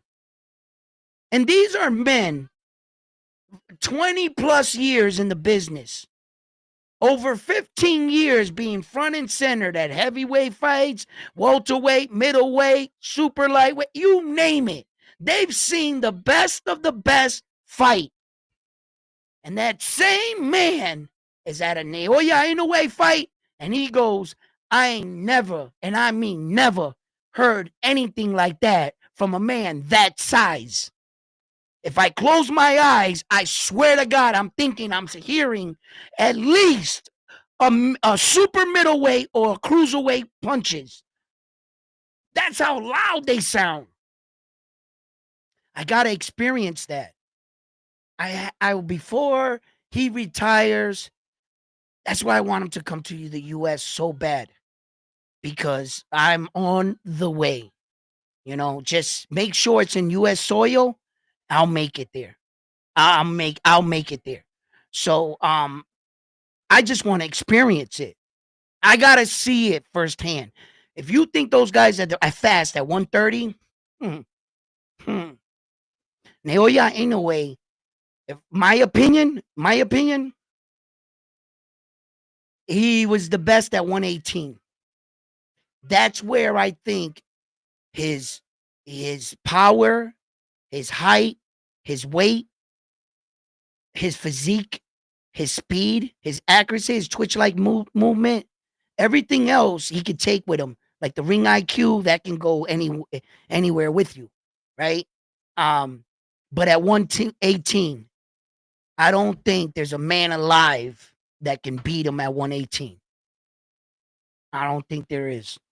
I don't think there would ever be a man in this era or past that could beat Naoya Inoue, the real Naoya Inoue at 118. This blimped up version of him of 122, and if he goes up to 126, they're just trying to blimp him up to finally beat him. But you're not really going to beat Naoya Inoue in his real natural weight division. I just want you to be aware of that. From here on in, from 122 up that way, that's not his weight division. You know, unfortunately, he's really, daring to be great like some men, right?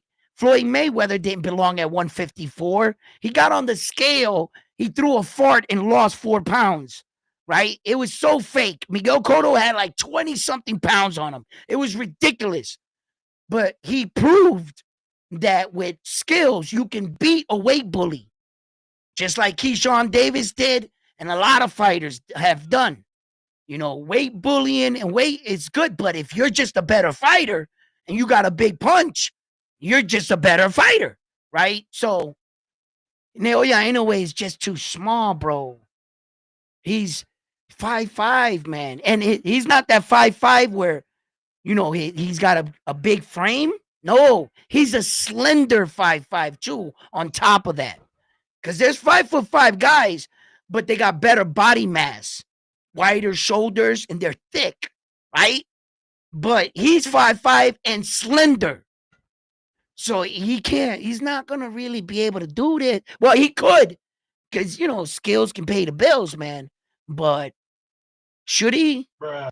And like in actuality, no, he shouldn't. He shouldn't. I pressed the button. Fuck. He shouldn't go up there, man. I don't blame him for staying at 122. I really don't anymore. I want to see him go to 126 because my curiosity, and I want to shut a lot of these people up that say that they could beat him. But for what? At what cost? To finally have those big guys say they beat him? Come on, guys.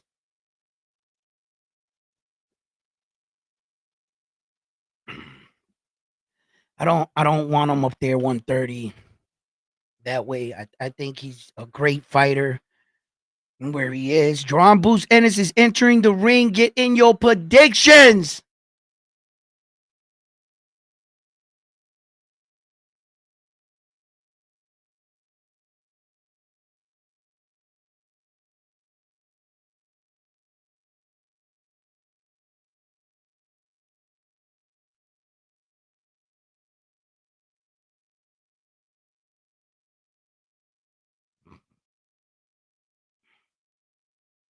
Your Jerome Boots Ennis and his dad got a point to prove. You got to understand that they're calling for a Terrence Crawford fight, one of the biggest fights, paydays, right? And Jerron Boots Ennis might be looking to unify. Jerron Boots Ennis and his dad have ears. They work. They know all the criticism they got off that fight with Karen in the first fight, right? And they know Ed Hearns has told Jerron Boots Ennis. He basically might as well. He probably just walked into the locker room and dropped down to his knees and was like, please win the fight. I need a win, please. right? Ed Hearns is getting smashed when it comes to these fights, man. He can't get a win.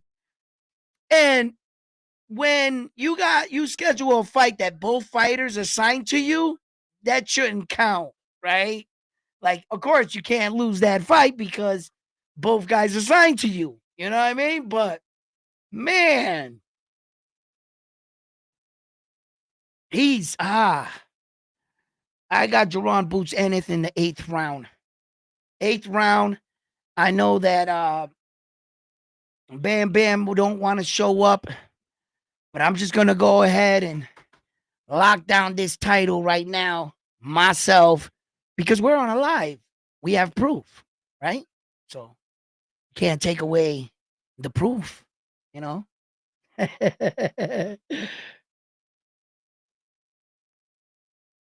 No, Oscar Yasso fights on 5 days. My bad. Did I say that he fights later on today? Yeah, I might have messed that up. And he fights in 5 days. And then Mike Tyson, Jake Paul, they fight on the same day. And then Billum Smith fight. That's right. I guess Gilberto Ramirez. That's right. That's a good fight too. Damn, I got so much boxing to cover. And I gotta write an article. I haven't wrote an article in a couple. Yep. Gotta stay up on those articles, man. That's how it's gonna get me into that journalism shit.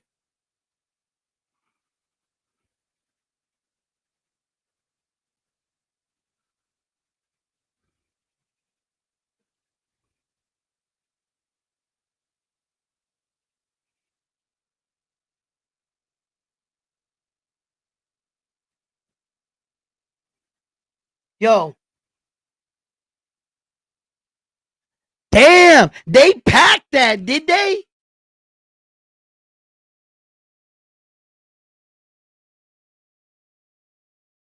Yeah, that's 2 rows, right? So it's like the suites up in the top. Oh, those are full. No, those are empty. Okay, I wanted to see how far he packed the stadium. If he got that top row, I wanted to know. He didn't get the top row. Okay, but he did good. He did good. This is a good turn up right here. This is a great turn up.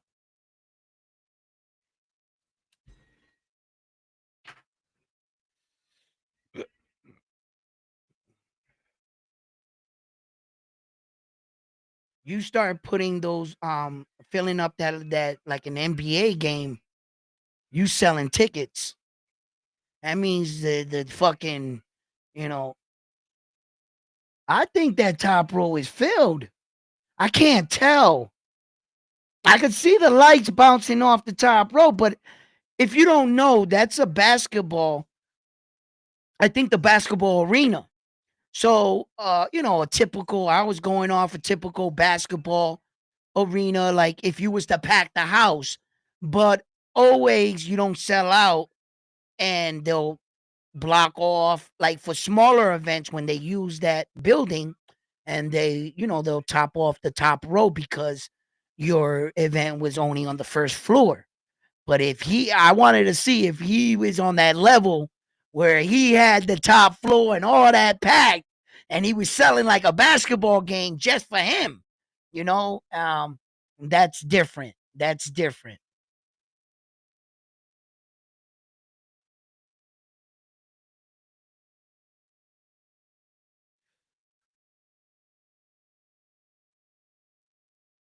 Yeah, I can't tell.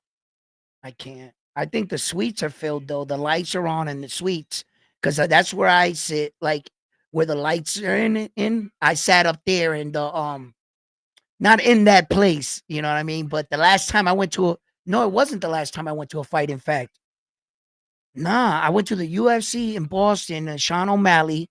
That wasn't my last fight, and I was in the suites right there. You see where the lights are? Those are all suites right in there. That's where I met like a lot of boxing promoters. I was just walking around up there, in between the fight and intermission and shit. And I met a lot of people up there and shit, right? But There's another floor that goes upwards. Yeah, that shit's empty. No, I see lights up there. I see lights. Like phone light, like somebody recording. That's what I'm looking for. Here we go. Here we go.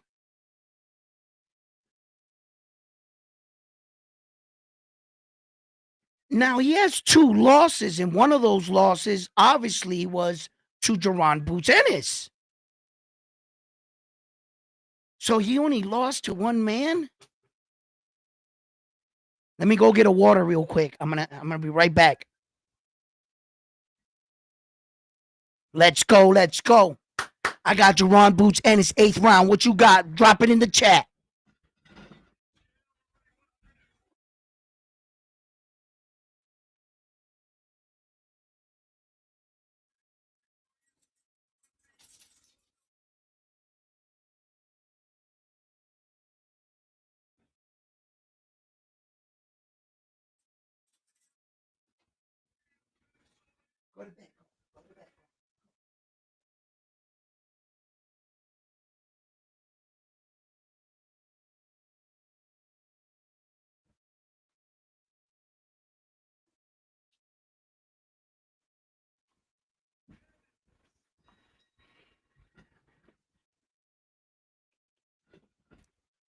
Let's go. Let's go. Let's go.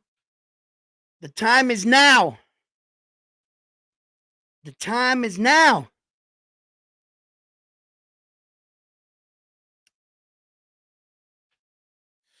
My man. Come on, Jerome Boots Ennis. We gonna need I'm gonna need you to look good and dominant to secure these big fights.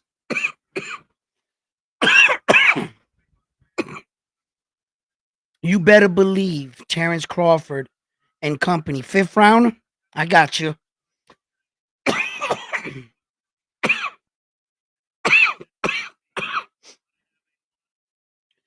Jamie, 5th round. Okay, 5th round. Who though? I'm assuming you're taking Jaron Boots Ennis, but who? How do I know? You rocking with Karen? 5th round Karen? All right. Jamie got 5th round Karen. Everyone. Here we go.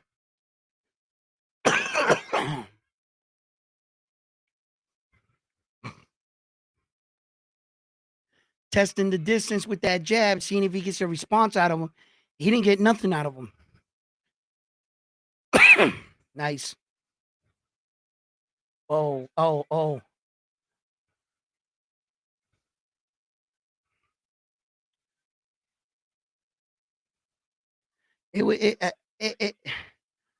I mean, the homeboy was smart. He took his shot quick.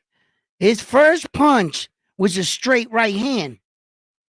He tried to surprise Jaron Boots Ennis. That's what I mean of testing the intelligence of your fighter. You know, other fighters, a much greener fighter, much not seasoned fighter, probably would have got caught early with that straight right that he threw. But Jaron Boots Ennis is he's seasoned as a fighter, and you're not gonna get him with a 3-move checkmate.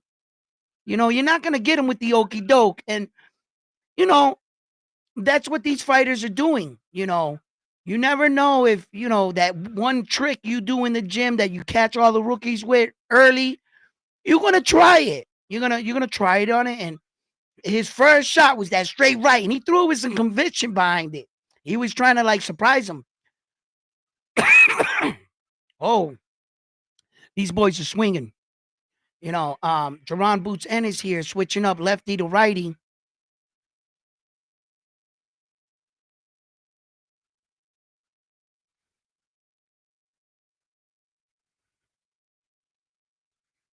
Wow.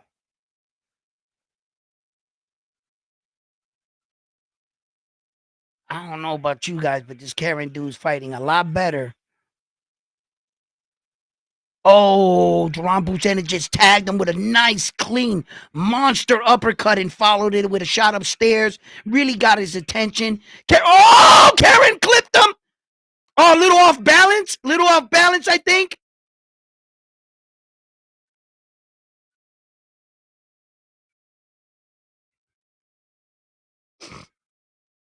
Mm.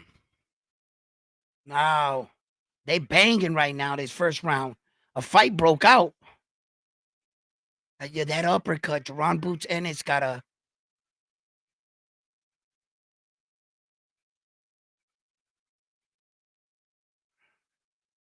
But yeah, well, I just thought he did really good the last time, and he lasted a lot longer. He didn't stop him, and I think that Karen. I mean, he did. He did. I like a lot of things he did in there. Although scorecard might be a different indication. Um, he was just durable. Jaron Boots Ennis couldn't just get him out of there like any other cab driver. Like, and you had to give him credit. And that's what I give him. I give him a boxer's credit, and I acknowledge the work that he did in the first fight.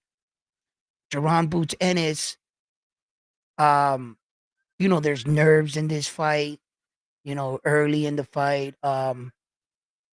And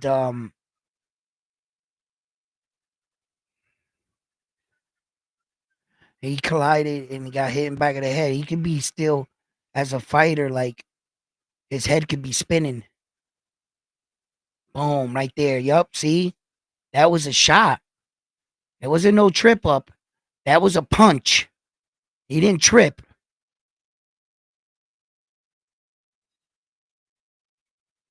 By Chukazide. I can't say his name, man.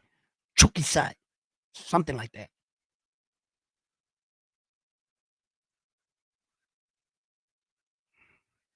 You gotta time him, settle in on your distance. And what the dude, the Ukrainian fighter is doing, he look at this little bounce in his step, right? Make no mistake, footwork is an important key essential in fighting.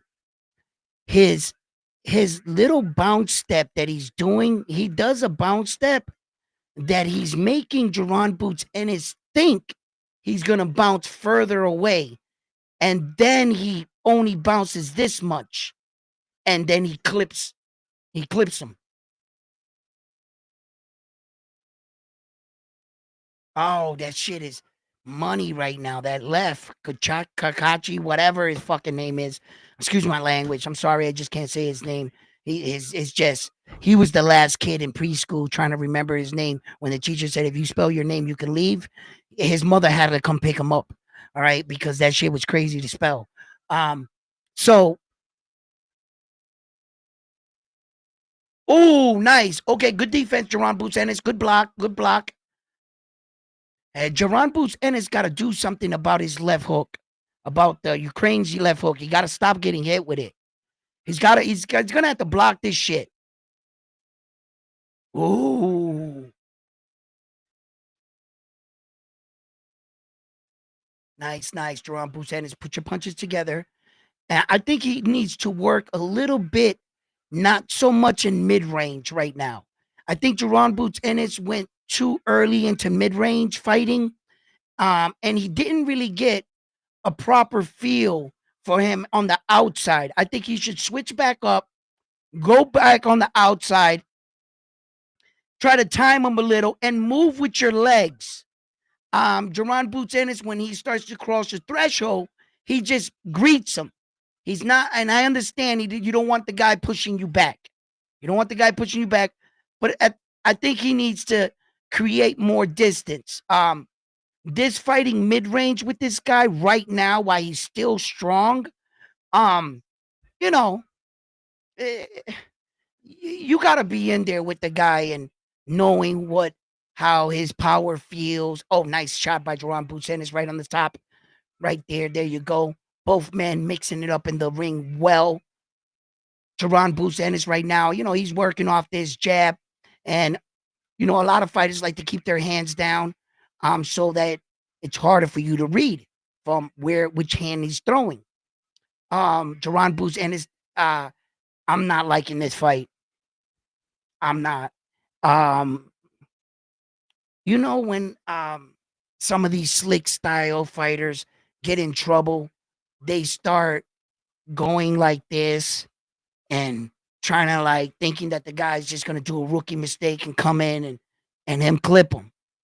typically when a more superior fighter gets in trouble or something, they go with putting their hands down and then throwing, right?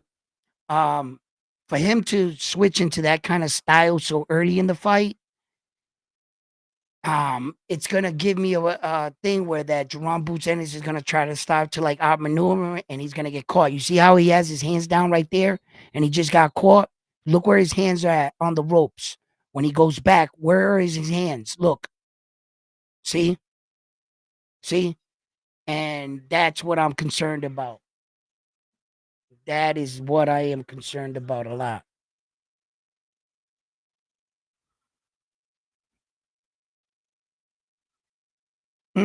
Nice exchange. Jerron Boots Ennis is missing because this guy has good upper body movement. Jerron Boots Ennis just caught him with a 1-2. He threw an uppercut on the inside. Jerron Boots Ennis is working the jab. Low, that was kind of low right there.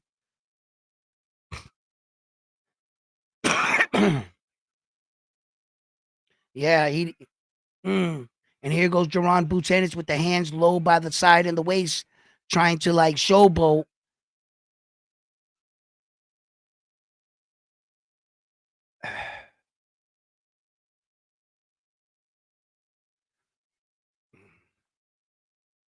Trying to tell somebody he got him.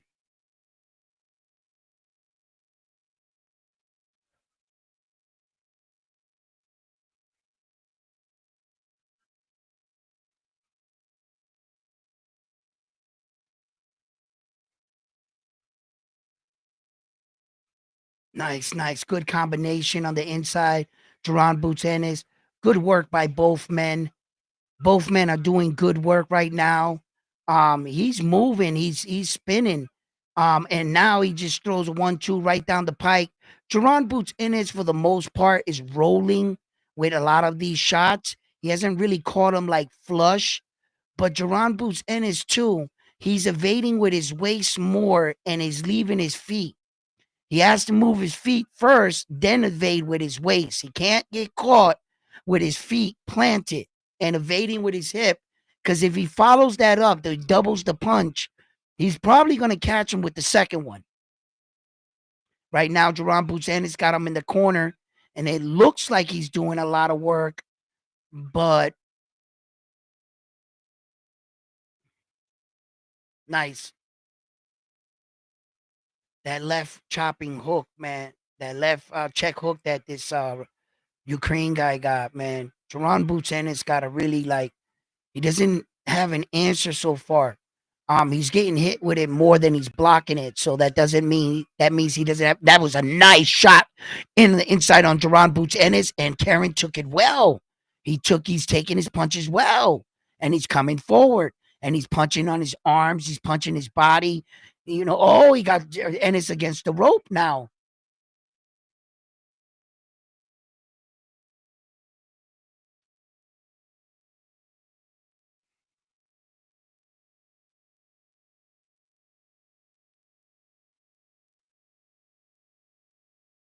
Hmm.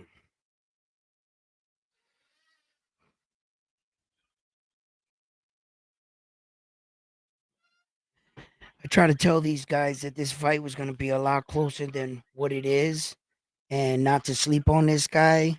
I try to say it, but what do I know? I only call fights. That's all. You know what I'm saying? And it seems like um I'm pretty right today. Hmm. Get him out of here. If he could, he would. This Ukrainian fighter is a lot tougher than what they're anticipating. Jerron Boots Ennis did land some big shots. I think that this guy has pretty much taken what Jerron Boots Ennis has to offer. um, you know, accumulation of punches can still hurt him, of course, and if he hits him on that button, anybody could turn anybody's lights out. But for the most part, with rolling with what he's doing, this guy's getting more confidence, is what I'm seeing. And he's really starting to put the pressure on Jerron Boots Ennis, and he's getting closer and closer with that left check hook. He's hitting him with it, but he just had, once or twice he caught him pretty good, but I don't think he put everything on it.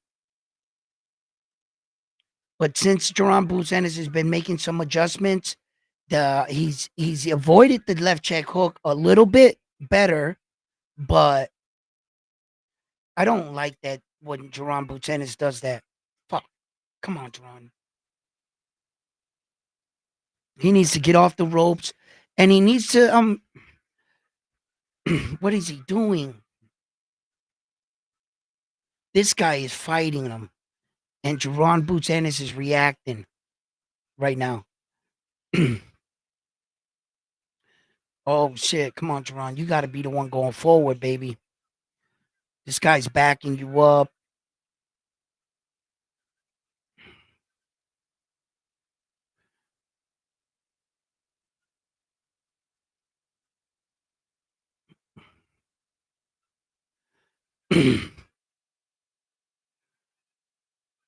Wow, here we go, man. Wow, he's really bringing a fight to Jerron Boots Ennis.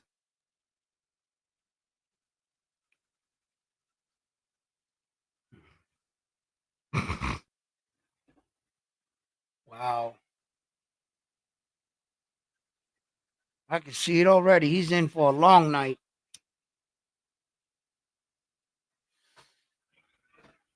Boy, I tell you.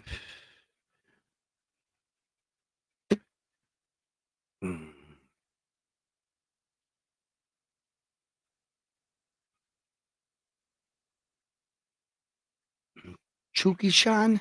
How's he say his name? Chukishan? I've heard like 10 people say his name different. I don't even know what his name is anymore. Everybody pronouncing his name wrong. So at least I know I'm not the only person having trouble with it. And if you can pronounce it, good for you. You know what? Good for you.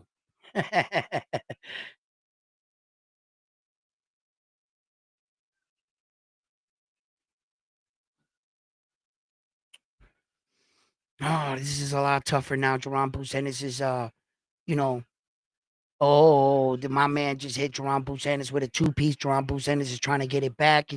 They tie up right now. Referee comes between them. The bell rings. I look, guys. Jerron Boots Ennis doesn't seem to have any answer for him right now. I mean, at this point, you're gonna need Karen's cardio to start to go down in order for Jerron Boots Ennis can see some of these openings. If he could do this for 12 rounds, we might just. Oh my God, Ed Hearn cannot win a fight, bro. This man cannot win a fight, bro. Ed Hearn right now is slithering in his seat right now. He's like,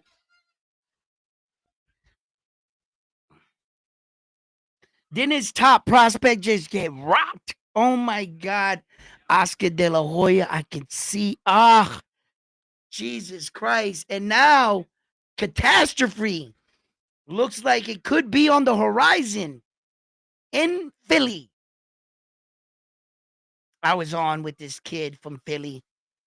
You know what I'm saying? I was debating with him and shit, and he went and called his dad and shit and got on the show. So I guess Philly fighters, if they get in trouble, they get their dads and shit.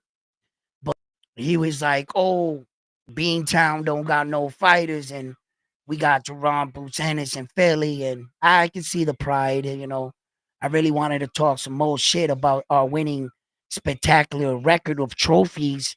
You know what I'm saying? Like the 13 trophies we got in the last past decade, sick. But I wasn't gonna be petty or get my dad to come debate me on a sports channel like he did, right? His dad literally called on, he logged him in and came on the show and told me something about yelling at his son. Like, it's crazy. But anyway, um, if his Philly fighter don't do something right now, this shit can get ugly. And I'm looking at Philadelphia right now, like, this is the best boxers in the world come from. Y'all said, what would y'all say again? Times have changed, my man. Times have changed. And these fighters from halfway across the world are getting world-class training. The competition is getting even. And we're just not beating on these guys like we did 20 years ago. And you guys got to start respecting these guys. And Jerron Bruce Ennis just hurt the shit out of him right now. And he looks like he's going, oh, that was a big shot. Come on, Jerron. That was Boots lost his footing. He didn't get hit with nothing. Another big shot by Jerron Boots Ennis. Good shit, baby. Jerron Boots Ennis is pouring it on. Good uppercut. Yeah. Yeah, Jerron Ennis. Yeah. Yeah. Fucking right, baby. Nice shot on the inside. Let's go. Keep that belt in America. Let's go. Woo! Come on, baby. There you go, Jerron Boots Ennis. Good body shot. Now he knows he could hurt him. But you got to anticipate something coming back, Jerron Boots Ennis. Don't get cocky. Yeah, you dropped him, but he's still dangerous. No, he ain't dangerous no more. Jerron, zap it. No. The way he threw those punches, Jerron, you got to attack now. No. Jerron, get on that ass. No. No, he's not dangerous. He's not. He got nothing behind his punches, Jerron Boots Ennis. Whatever he did, he sapped that power out of him. You could see it. But Jerron's also tired. Why?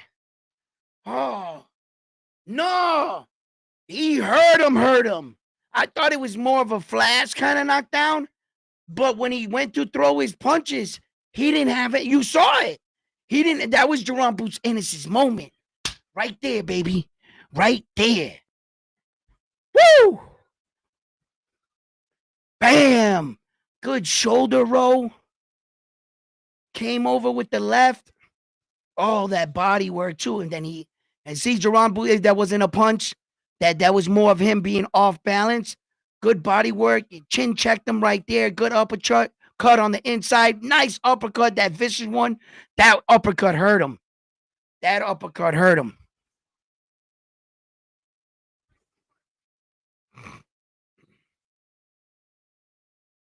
Carlos, I had him winning the fight until that just happened.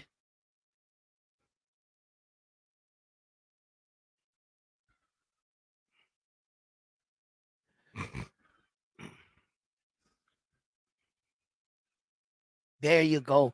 Oh, he's got him hurt. Jerron can sense it. He can sense he's got this Ukrainian fighter hurt. The Ukrainian fighter was boxing brilliantly. He had a good show until he fucked up. And he got caught with a big shot. And I guess Jerron Boots Ennis was cracking still hard. He just didn't catch up to him. That's what he needed. And that took a lot of energy out of that Ukrainian to fight like that for that many rounds. He finally slowed down that much, and Jerron Boots Ennis caught up to that ass. That's a gamble you take sometimes. You could be a front runner, is what we call in boxing. You could look good in the front rounds, but can you sustain it? So this fight has the writing of a 12-round decision on it right now. But Jerron Boots Ennis could be changing that outcome right now. He might be able to stop him. What round is it? 8th round? Knock him out. Let's go. This is my round. Jerron, let's go, baby.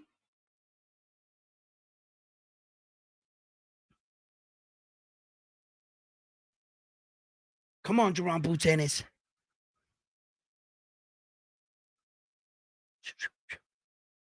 Right.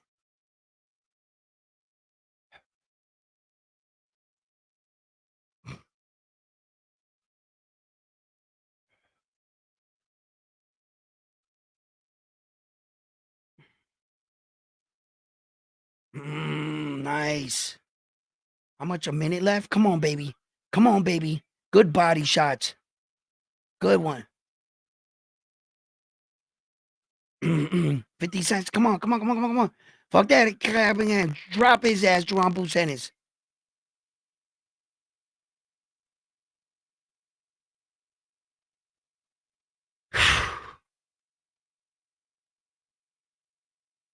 Come on, baby. Nice shot. Good shot in the inside. Jaron Boots Ennis, go back down to the body, for God's sake.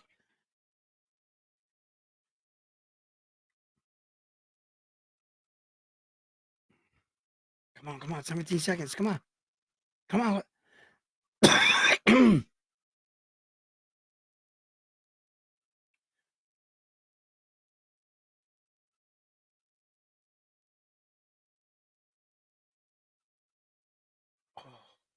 Oh. Up. He didn't knock him out in the 8th round. But that's all right.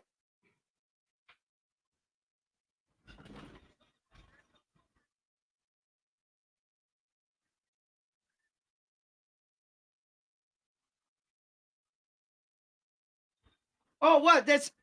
Wait a minute. My eyes are bad. Was that the 6th round? I thought that was the 8th.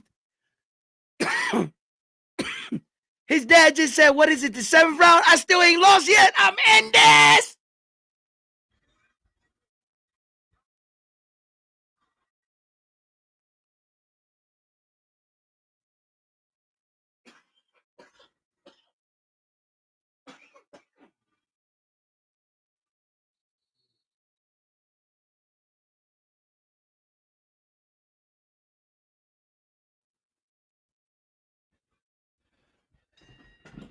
Damn. The monitor thing I'm watching on is so small that. What round is it? What? Where does it say the rounds at? Oh, 7. It is the 7th round. I'm still in it, baby. Yeah. Man, I thought that said 8.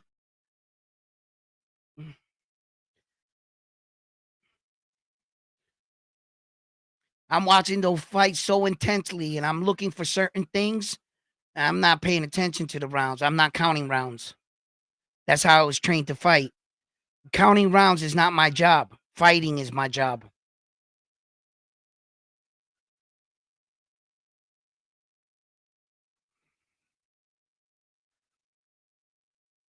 Nice. Good inside. You know, Boots is really fighting with confidence right now. Now he hurt him. My man is second guessing himself in this body work. He's really hurt in the body, and some of these punches are a little low. My man's not complaining neither. He's letting the referee do his job, but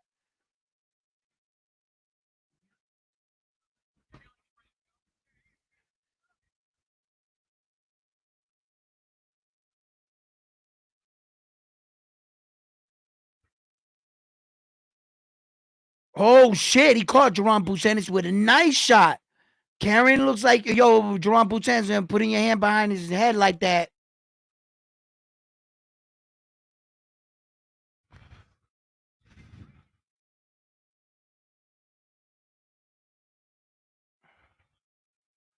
Oh, Jerome Buchanan is really picking it up now.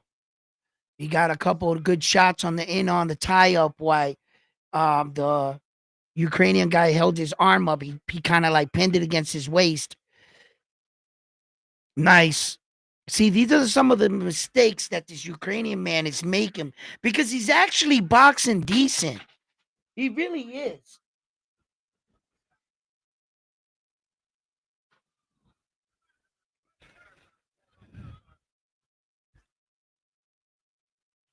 He's actually boxing decent. Good uppercut on the inside. Jaron Boots Ennis is right now like, yo, this holding behind the head shit he does with his hand.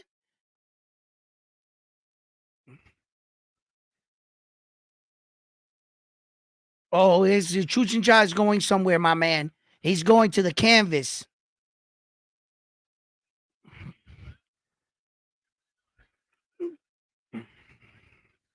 Nice jab by Jaron Boots Ennis. Chukinjai is timing Jaron Boots Ennis on the step around. When he throws that big shot like that, he's gonna try to set him up with this hook. Jaron Boots Ennis did the same mistake twice. I'm not sure he's gonna make it a third time. So you got to be able to capitalize on those moments against these high level fighters because they'll make a mistake. Of course, every fighter is not perfect, right? But the good fighters, at least, won't continue to make that same mistake. So you may never get that window again. So it was there, but it looks like Chukinchai here. I'm trying to say his name. I'm sorry about that. The Ukrainian fighter. I don't think he's gonna catch up to Jaron Boots Ennis. I think Jaron Boots Ennis is zapping his energy while the rounds go by. Um, and this is my round right here, the 8th round. And I think this is where it's gonna go down, ladies and gentlemen. This round right here.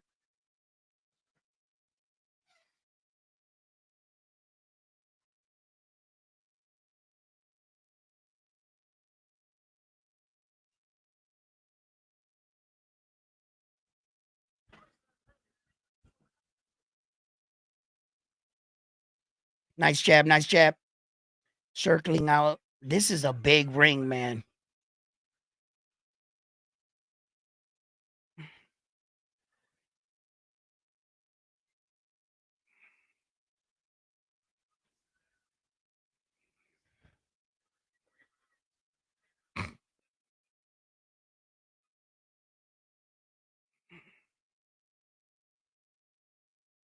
Nice, made him evade real good.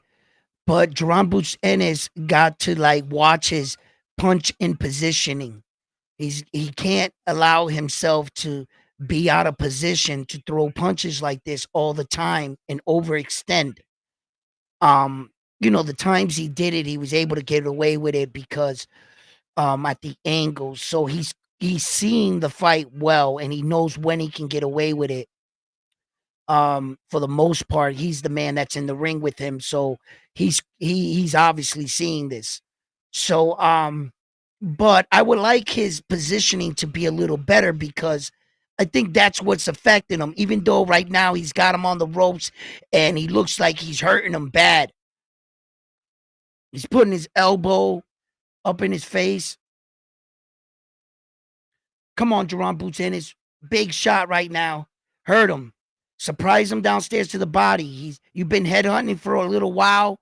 I think it's gotten his mind off of it. Sneak one down to the liver, and I think you'll sit him down again.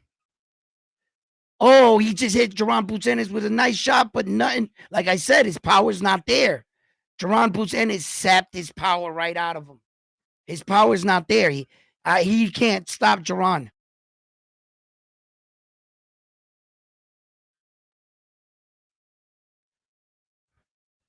That uppercut is there, Jerron Boots Ennis. The uppercut is there. He's looking to come in and grab you like this right away. It's there. Come on, Jerron Boots Ennis. Come on, baby.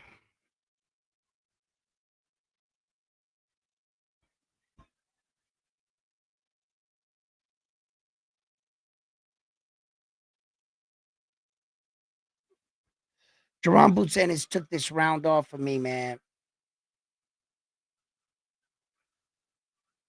Come on, Jerron. 15 seconds. Come on, dog. Come on, dog. Damn it.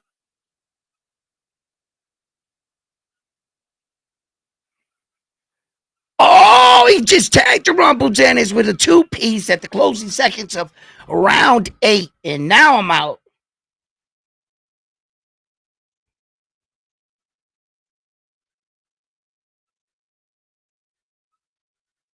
He's falling in. Yeah, his father's telling him. Same shit I was seeing. His positioning for his punches is not good. Like he's getting away with it, but he's falling in. That's exactly what it is.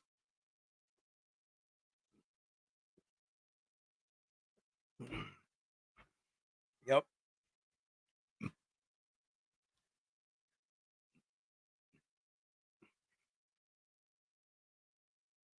He's not looking his father in the eyes.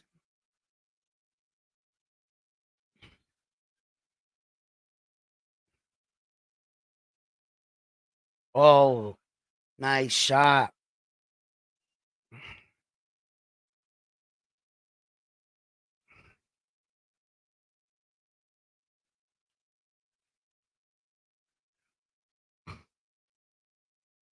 Good jab by Jerome Butanis. I'm not saying his name. The Ukrainian fighter hits a two jab combination right down the pike, connects. He has Jerome Butanis in the middle of the ring. He's working his jab pretty good.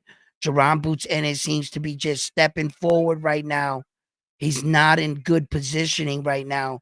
He's mainly just going up in the high guard, trying to walk him down.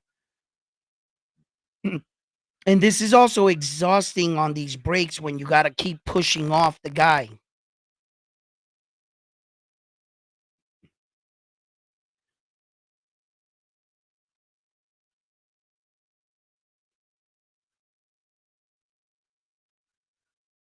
They're going to call this. They gave him a warning for holding, excessive holding.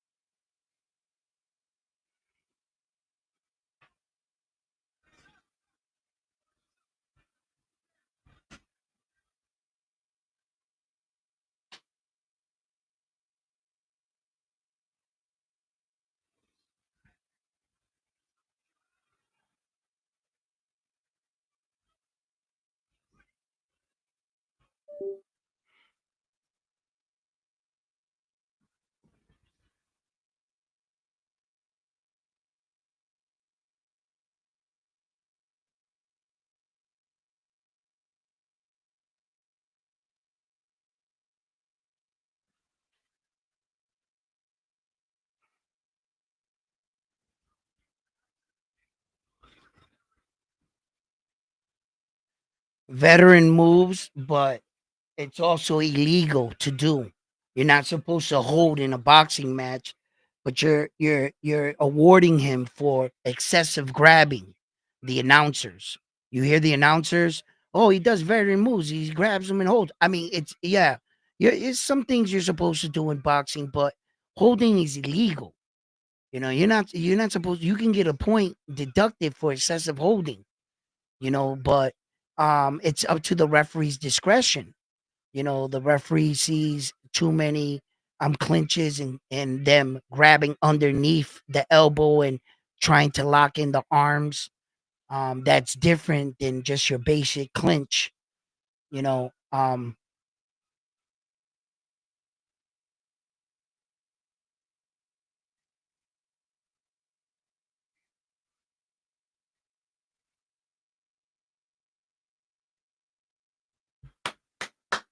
good fight, good fight, good fight.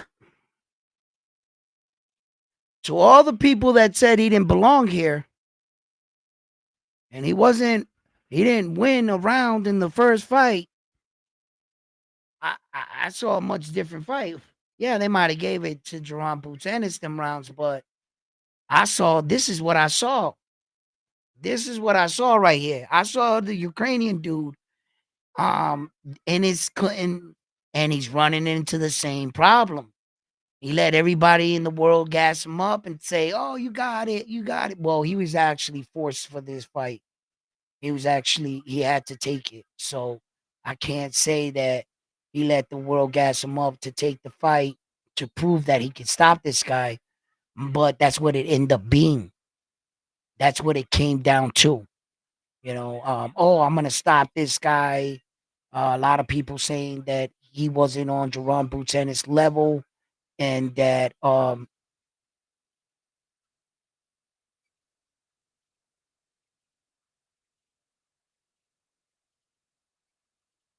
yeah,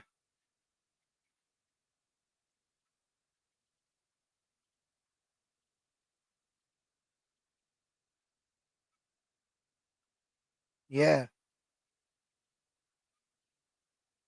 yeah. Like his father's like upset with him. His father should just be like coaching him now. Every round, the advice that Jerome Boutenne is giving his son is get this bum out of here, knock him out. Like, no, recognize that your son's in a fight and recognize that he needs instructions right now or of his coach, of how his coach is also seeing it from sitting out there. You have one perspective in the ring, and have you ever watched your friend or your brother, sister fight, And from the outside, you could see some their mistakes, and you say, "Yo, you could have did this or you could have did that." But while they're in the fight, you know, they're seeing something different now. Jerome Boots Ennis is starting to pour it on. He hit him with a big shot. Right now, Jerome Boots Ennis hit him with another big 2 shots upstairs, and he hit him with sneaky shots downstairs. The Ukrainian fighter is backing up. Jerome Boots Ennis really, really got his attention, and this is just excessive holding. And the referee needs to do a better job on watching when the Ukrainian guy keeps holding Jerome. Look at right there. He's cuffing his arm again. Timeout. Take a point, damn it. Take the point. Take the point. I can't disagree. I can't disagree. I mean, that's my man is just holding on for dear life. Oh, nice check hook. That left check hook. Jerome Boots Ennis, you got to stay defensively sound. That's no knockdown. Come on, that was a trip. Good. Okay.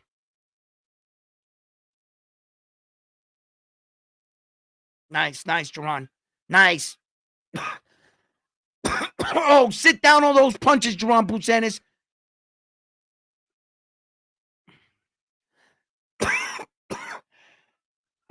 Excessive holding, man.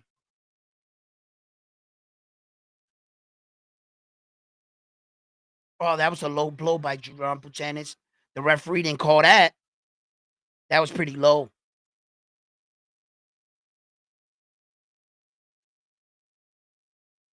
Nice, Jerome Boots Ennis. Jerome Boots Ennis.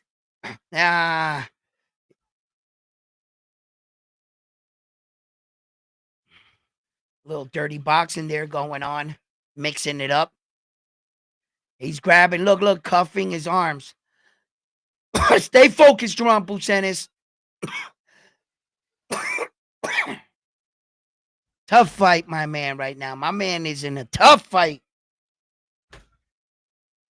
But I gotta admit, I saw this like this. I was telling you guys, and I was saying that I thought this was gonna be a way tougher fight than the way that these guys were talking. Like they were all mad. Ed Hearns and all those dudes. They're like, we shouldn't even be fighting this fight. This is not the fight the fans want. And all this other shit about this dude. And then he got all these people on YouTube saying that this is not the kind of fighter they want to see Jerome Boots Ennis in with, and so forth and so forth. And look at this. This has been a competitive fight. Although Jerome Boots Ennis now is winning these rounds, right? You got to admit that this guy is fighting him. He's just not. Jerome Boots Ennis is a better. Look at that shit. I don't like that about Jerome Boots Ennis, leaving his feet, throwing wild punches like that, not in good positioning at all. At all.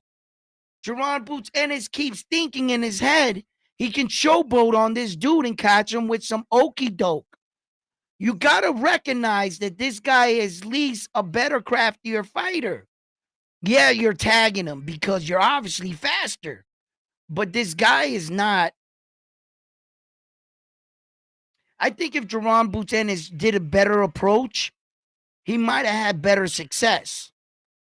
All this using a big energy for those big bursts and then have to wait 3 or 4 seconds to a little recharge. It's not, he's not staying the course. He just wants some spectacular shot like Roy Jones, a leaping shot type shit, but I think if he settles in, Chukinshai is tagging Jerome Boots Ennis right now in the center of the ring. Oh, this Ukrainian dude is tough, bro. This is a good fight, man. Yo, Jerome Boots Ennis keeps cuffing him like this. He keeps going like that and bringing him.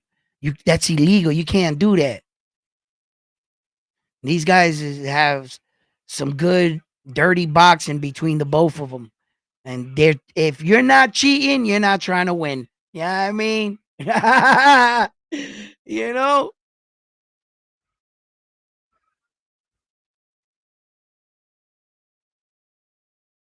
he is holding it his own. I'm gonna tell you right now, man. This might not be the fight we wanted, but this is if you know boxing, you know what you're watching. This is a fight. He keeps cuffing him, bro.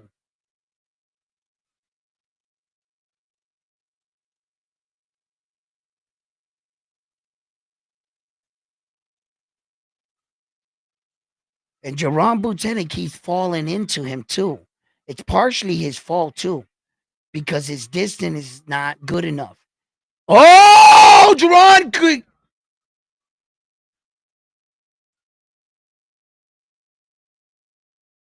He keeps his head up, and that hook. I was saying it, Jerron. You know, he occasionally gets caught with it.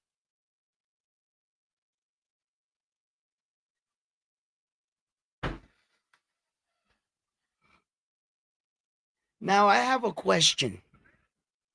I have a question right now, right? And my question is, do you guys really think, right, that if Terrence Crawford was fighting this Ukrainian guy, would we be in this late of the fight? I'm just asking a question. Leave it in the comments. What do you guys think, right? If Terrence Crawford himself was fighting this guy right here, this Ukrainian guy at 147, do you think that the fight would be this late in the fight right now? And everybody's saying that they want to see Jerron Boots Ennis fight Terrence Crawford. That they think that he can beat Terrence Crawford. I'm curious to hear anyone's answer to that. You think we're in the 12th round? You think this shit would have went 12 rounds with Terrence Crawford? There's no I don't believe it. I don't believe it. Terrence Crawford would have figured this guy out. He would have settled into the fight. Jerron Boots Ennis, he's not making any reads. He's just boxing and fighting. That's it. That's what he's doing. He didn't he's not setting anything up. He's not walking them into anything. He's basically throwing and reacting off what he's doing, his movement, anticipating going one way and then catching them. You know, he's boxing them well.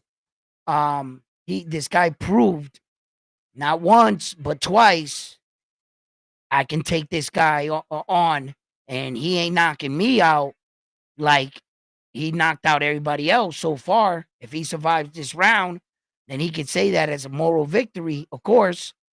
Um, and if Jerron Boots Ennis can stay on his feet, I really believe with the knockdown, the point deduction, Ed Hearns might got a win right now. So I think Ed Hearns is going to get a win. One of his big guys, top guys. He got a wins on a little bit low, but those really don't count. It's your top fighters that got to win for you. Where the money's at. That's where you got to win. You know, so what? You had 5 little guys win. No one heard that. But they recognize these fights.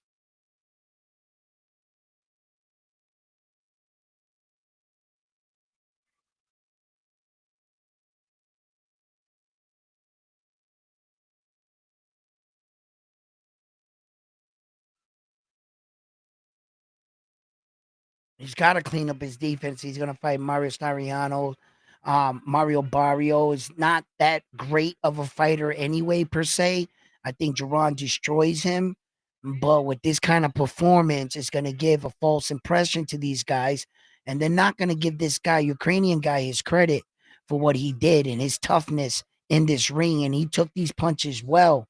When these other guys get in the ring with Jerron Boots Ennis and Jerron Ennis knocks him out, and they're gonna realize how tough this guy really was.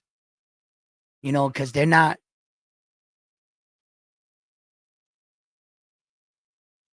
Nice, nice. It's not gonna be enough. Jerome Busen is secure to win. Ed Hearn's butt cheeks can decompress because they were clinched up in the seat all fight. He finally got a big win.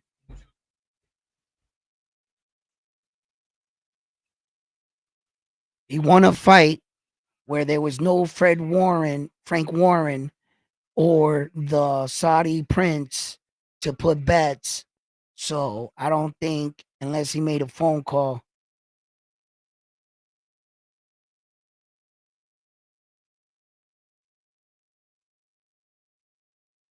Yeah.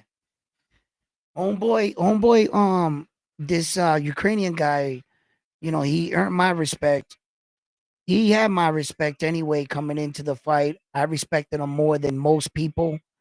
Um, Good performance by Jaron Boots Ennis, not the best performance I've ever seen him perform, but that's due in part to his dancing partner. Styles make fights. Um, and my man did good. My man did good, man. It might not really reflect like that on the scorecards, where that the scorecards might have this guy losing a lot of rounds. And I'm curious to see how the judges saw it right now, right? When they read off these scorecards. But um, you know, uh he was tough. He was tough, you know.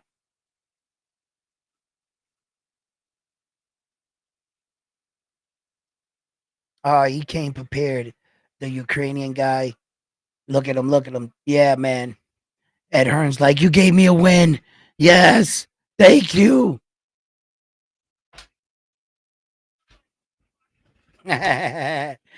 Yo, it's gonna be. I wanna see what the scorecards right now and how the judges saw it. I'm a little curious. I definitely see Jerron Boots Ennis retaining his title. It was a clear title defense. What if we get a shocker and they say the Ukrainian dude won, like they did to Oshasi Foster against Emmanuel Stenley, you know what I'm talking about, that the Brazilian fighter. Can't think of his name right now. And they just ran it back, and then Oshasi Foster kind of looked like in the rematch. I was like, Oshasi might have lost that fight by a narrow margin, but they gave him his belt back. So, because he actually dominated the first one. The second fight was a lot better, a lot closer. It could have went. But yeah, that first robbery, that was oof. So we've seen some crazy scorecards being read off in boxing. Okay. And there's a war still going on in Ukraine. We're gonna need some morale. You know what would boost up the morale? Another world title. Let's rob Jaron Butenis. You know what I mean? Yo, I've seen some crazy shit in boxing. Believe me, I have. Okay, they're about to read off the winner.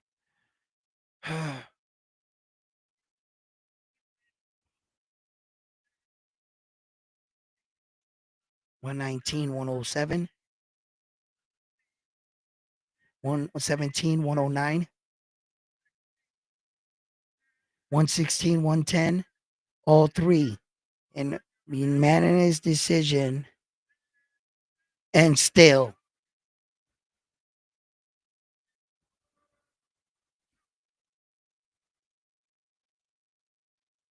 and those scorecards were all over the place.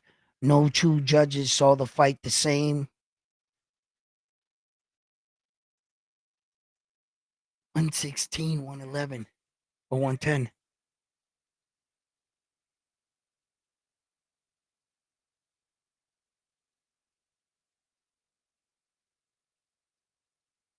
That was a better. 116, 110. The other judge had it 19. What was it? 119. Like not.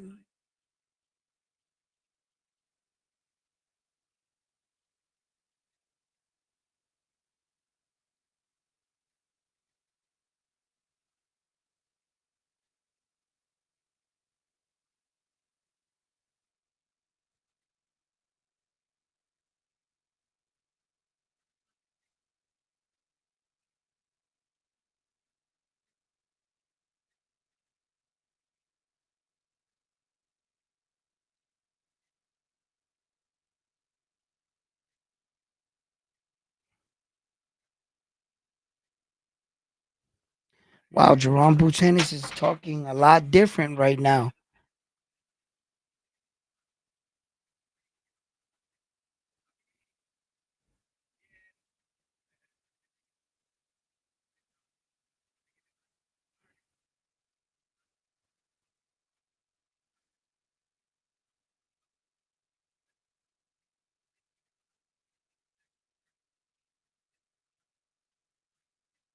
Mm-mm-mm. Yeah, man, reality starts to set. You're not fighting these lower guys anymore.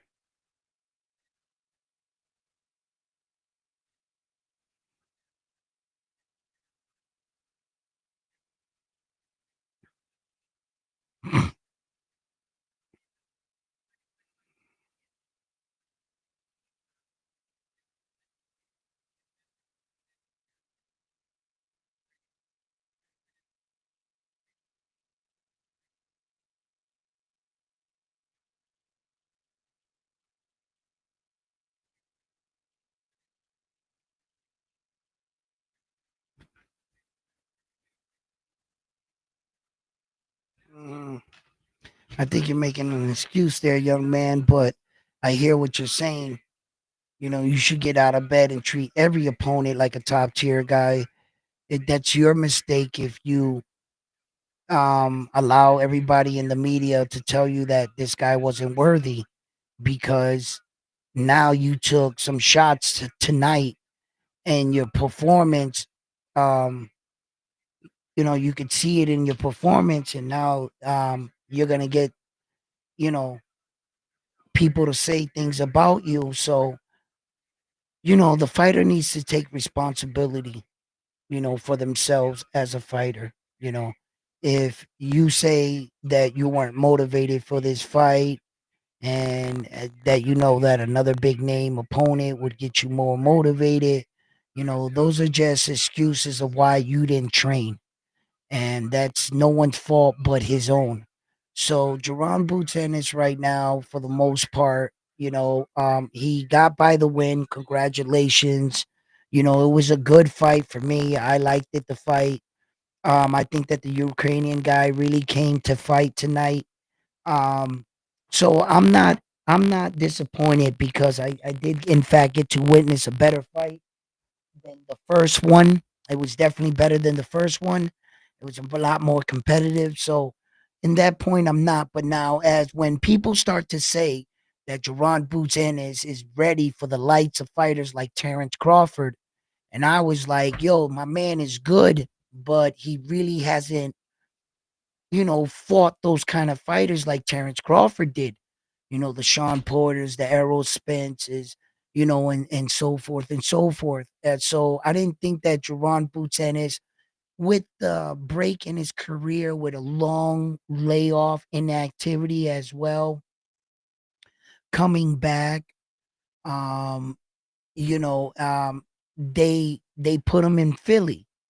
You know, Ed Hearns better be thankful that Jerron Boots Ennis, was tough enough and strong enough to weather this Ukrainian storm. Because it had it been a lesser fighter, this Ukrainian fighter, I think, beats a lot of those guys. He just happened to fight the best 147 pounder in the world, and in my eyes, Stanley Onis, the rest of the guys, they're gonna look at this performance and they're gonna really take something from this performance, and they're gonna think that when they are matched up against Jerron Boots Ennis, that they're gonna have a chance. This should light a fire under Jerron Boots Ennis' ass and really show him that styles make fights. And although this Ukrainian didn't have a real flashy style, he definitely was a fighter. And this is gonna like you're gonna learn from a lot of these kind of situations. So good job for Jerron Boots Ennis. He made a successful title defense. The belt stays here in Philly. Congratulations to Philly. You got a real one right there. Every fighter can stand for improvements. Jerron Boots Ennis just gotta, be honest with himself, honest with his performance. And I think he fairly was at the end of the fight. You could see that he was feeling a certain kind of way, that he doesn't feel like he performed at his best. So hopefully he takes that into his next fight as fuel, you know, at this top of the level in this game. It's not all glamours and photo ops, and parties. You have to remember what got you there, and what brings the money. It's that belt. A lot of these fighters, and I even had a discussion with a young man, shouts out to Fight Hype, about that belts matter. Do belts matter in this era of boxing? And if belts didn't matter, right, in such fighters like Keyshawn Davis, do you see how happy he was with that belt that he has? What is that? The NABO Pacific, whatever. I have no idea what label they put on those kind of belts. I don't really follow them, but they are really in a good accomplishment. Look at him after that fight. Everywhere you saw him after the fight, what'd you see on his shoulder? A belt. It's what did you see? A belt. And to the casual fan, or a fan that's really not, he's a world title. He's Keyshawn Davis has a world championship. It's right there, right? What do you see? Yet, some of these guys are gonna have you try to convince they don't matter. That's why they make a lot of those interim belts, so that you see that guy with a belt on his shoulder. Even though it's not the world championship, it's still a belt. And that's what'll bring you out to see him. He got that vicious knockout. You see those little belts around his waist? It's part of his success. Take away those belts. Just Keyshawn Davis.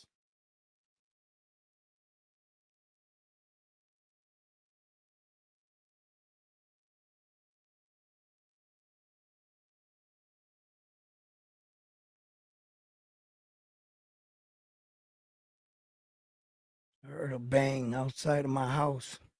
Looking at my camera, my surveillance, I don't see anything. Might have been a branch broke off a tree. Hmm. So anyway, so we had a good night of boxing. We had a good night of boxing yesterday. Keyshawn Davis, the young man, he did his thing. I want to see some more of him as well. Some of these other fighters heal up. I saw Shakur Stevenson at the fight, Terrence Crawford. I like what Terrence Crawford is doing with some of these young men. He's taking them under the wing. And if I had to say, if America had uh um an American boxing team like we're supposed to, like, right?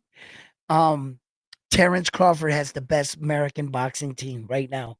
He's got a few fighters that are with him under the stable. Keyshawn Davis, Shakur, himself, Bomac is training, Andy Cruz. They got us. That's like the American team right there, you know? And and they're going out trying to get these belts and bring them back home. So shouts out to Terrence Crawford, man. He's trying to pass down what he learned to the men that are willing to listen, and not to try to make this like an ego thing. Like, You always have to be loyal to one guy. It's me against the world type shit when it's supposed to be us versus them. All the rest of the competition throughout everything else. And that's what makes it beautiful. I love the Mexican Puerto Rican rivalry. You know, I understand in boxing, without the Mexicans, what the fuck would we have? We need them. We need those kind of rivalries and get us up out of our seats and you know. So um America secured one of their titles, and that was great. We keep that one in Philadelphia. Shakur Stevenson, I hope he, you know, heals up his hand. Let's see if he can defend his title. And a lot of our young men and women are coming up. Abdullah Mason got a real big scare, and he was introduced to the canvas for the first time in his life. He got up and got put back down, but not without finishing his opponent and also putting him down several times in the fight as well. So the young man faced adversity for the first time. And when you see that, those are those boxing situations I talk about on my channel that, you know, it's all good when your fighter is fighting, you know, his fight and he's looking good and he's just kicking the other guy's ass. I'll tell you who your fighter is when he gets rocked hard, stung, and he's feeling weak in the fight and his power is disappearing and he got hit with a big body shot. And he goes down, he grabs his side and looks out the ring and he sees his family, the worry and the fear on their faces. Some men, they just don't got it in them. And they ball up in a ball and the referee makes it to 10. Some men are too tough for themselves. They get up, continue getting a worse ass whooping. They didn't have anything left, but they were tough. And some men get off the ground and they look across it and they go, okay, good one. I got something here for you. Bang, bang. And they rise up and they face adversity. They clear the cobwebs, however they need to do it. And they come back, most importantly, to win the fight. And then those moments, I'll tell you, if you want to be a fighter, if this is what you want to do. Some fighters go on, fight 10 fights, winning streak. First loss, never fight again. It's all good when you're winning. I'll tell you if you want to do this for real. In some of these situations, and the way Abdullah Mason responded, he got off that canvas like a fighter and he ended the fight like a warrior. So, fight fans, thank you for tuning in. Please don't forget to give this video a like. It helps out the channel. Subscribe to the channel. Click that bell notification icon. It'll alert you when I go live. We have some more boxing later on this week. We have some other great fights. We got Oscar Collazo. We got the Mike Tyson and Jake Paul Alves fight coming up, right? In a few days. That's like in 5 days, right? Who else? Kristen and Billy Smith, right? He's also fighting. So,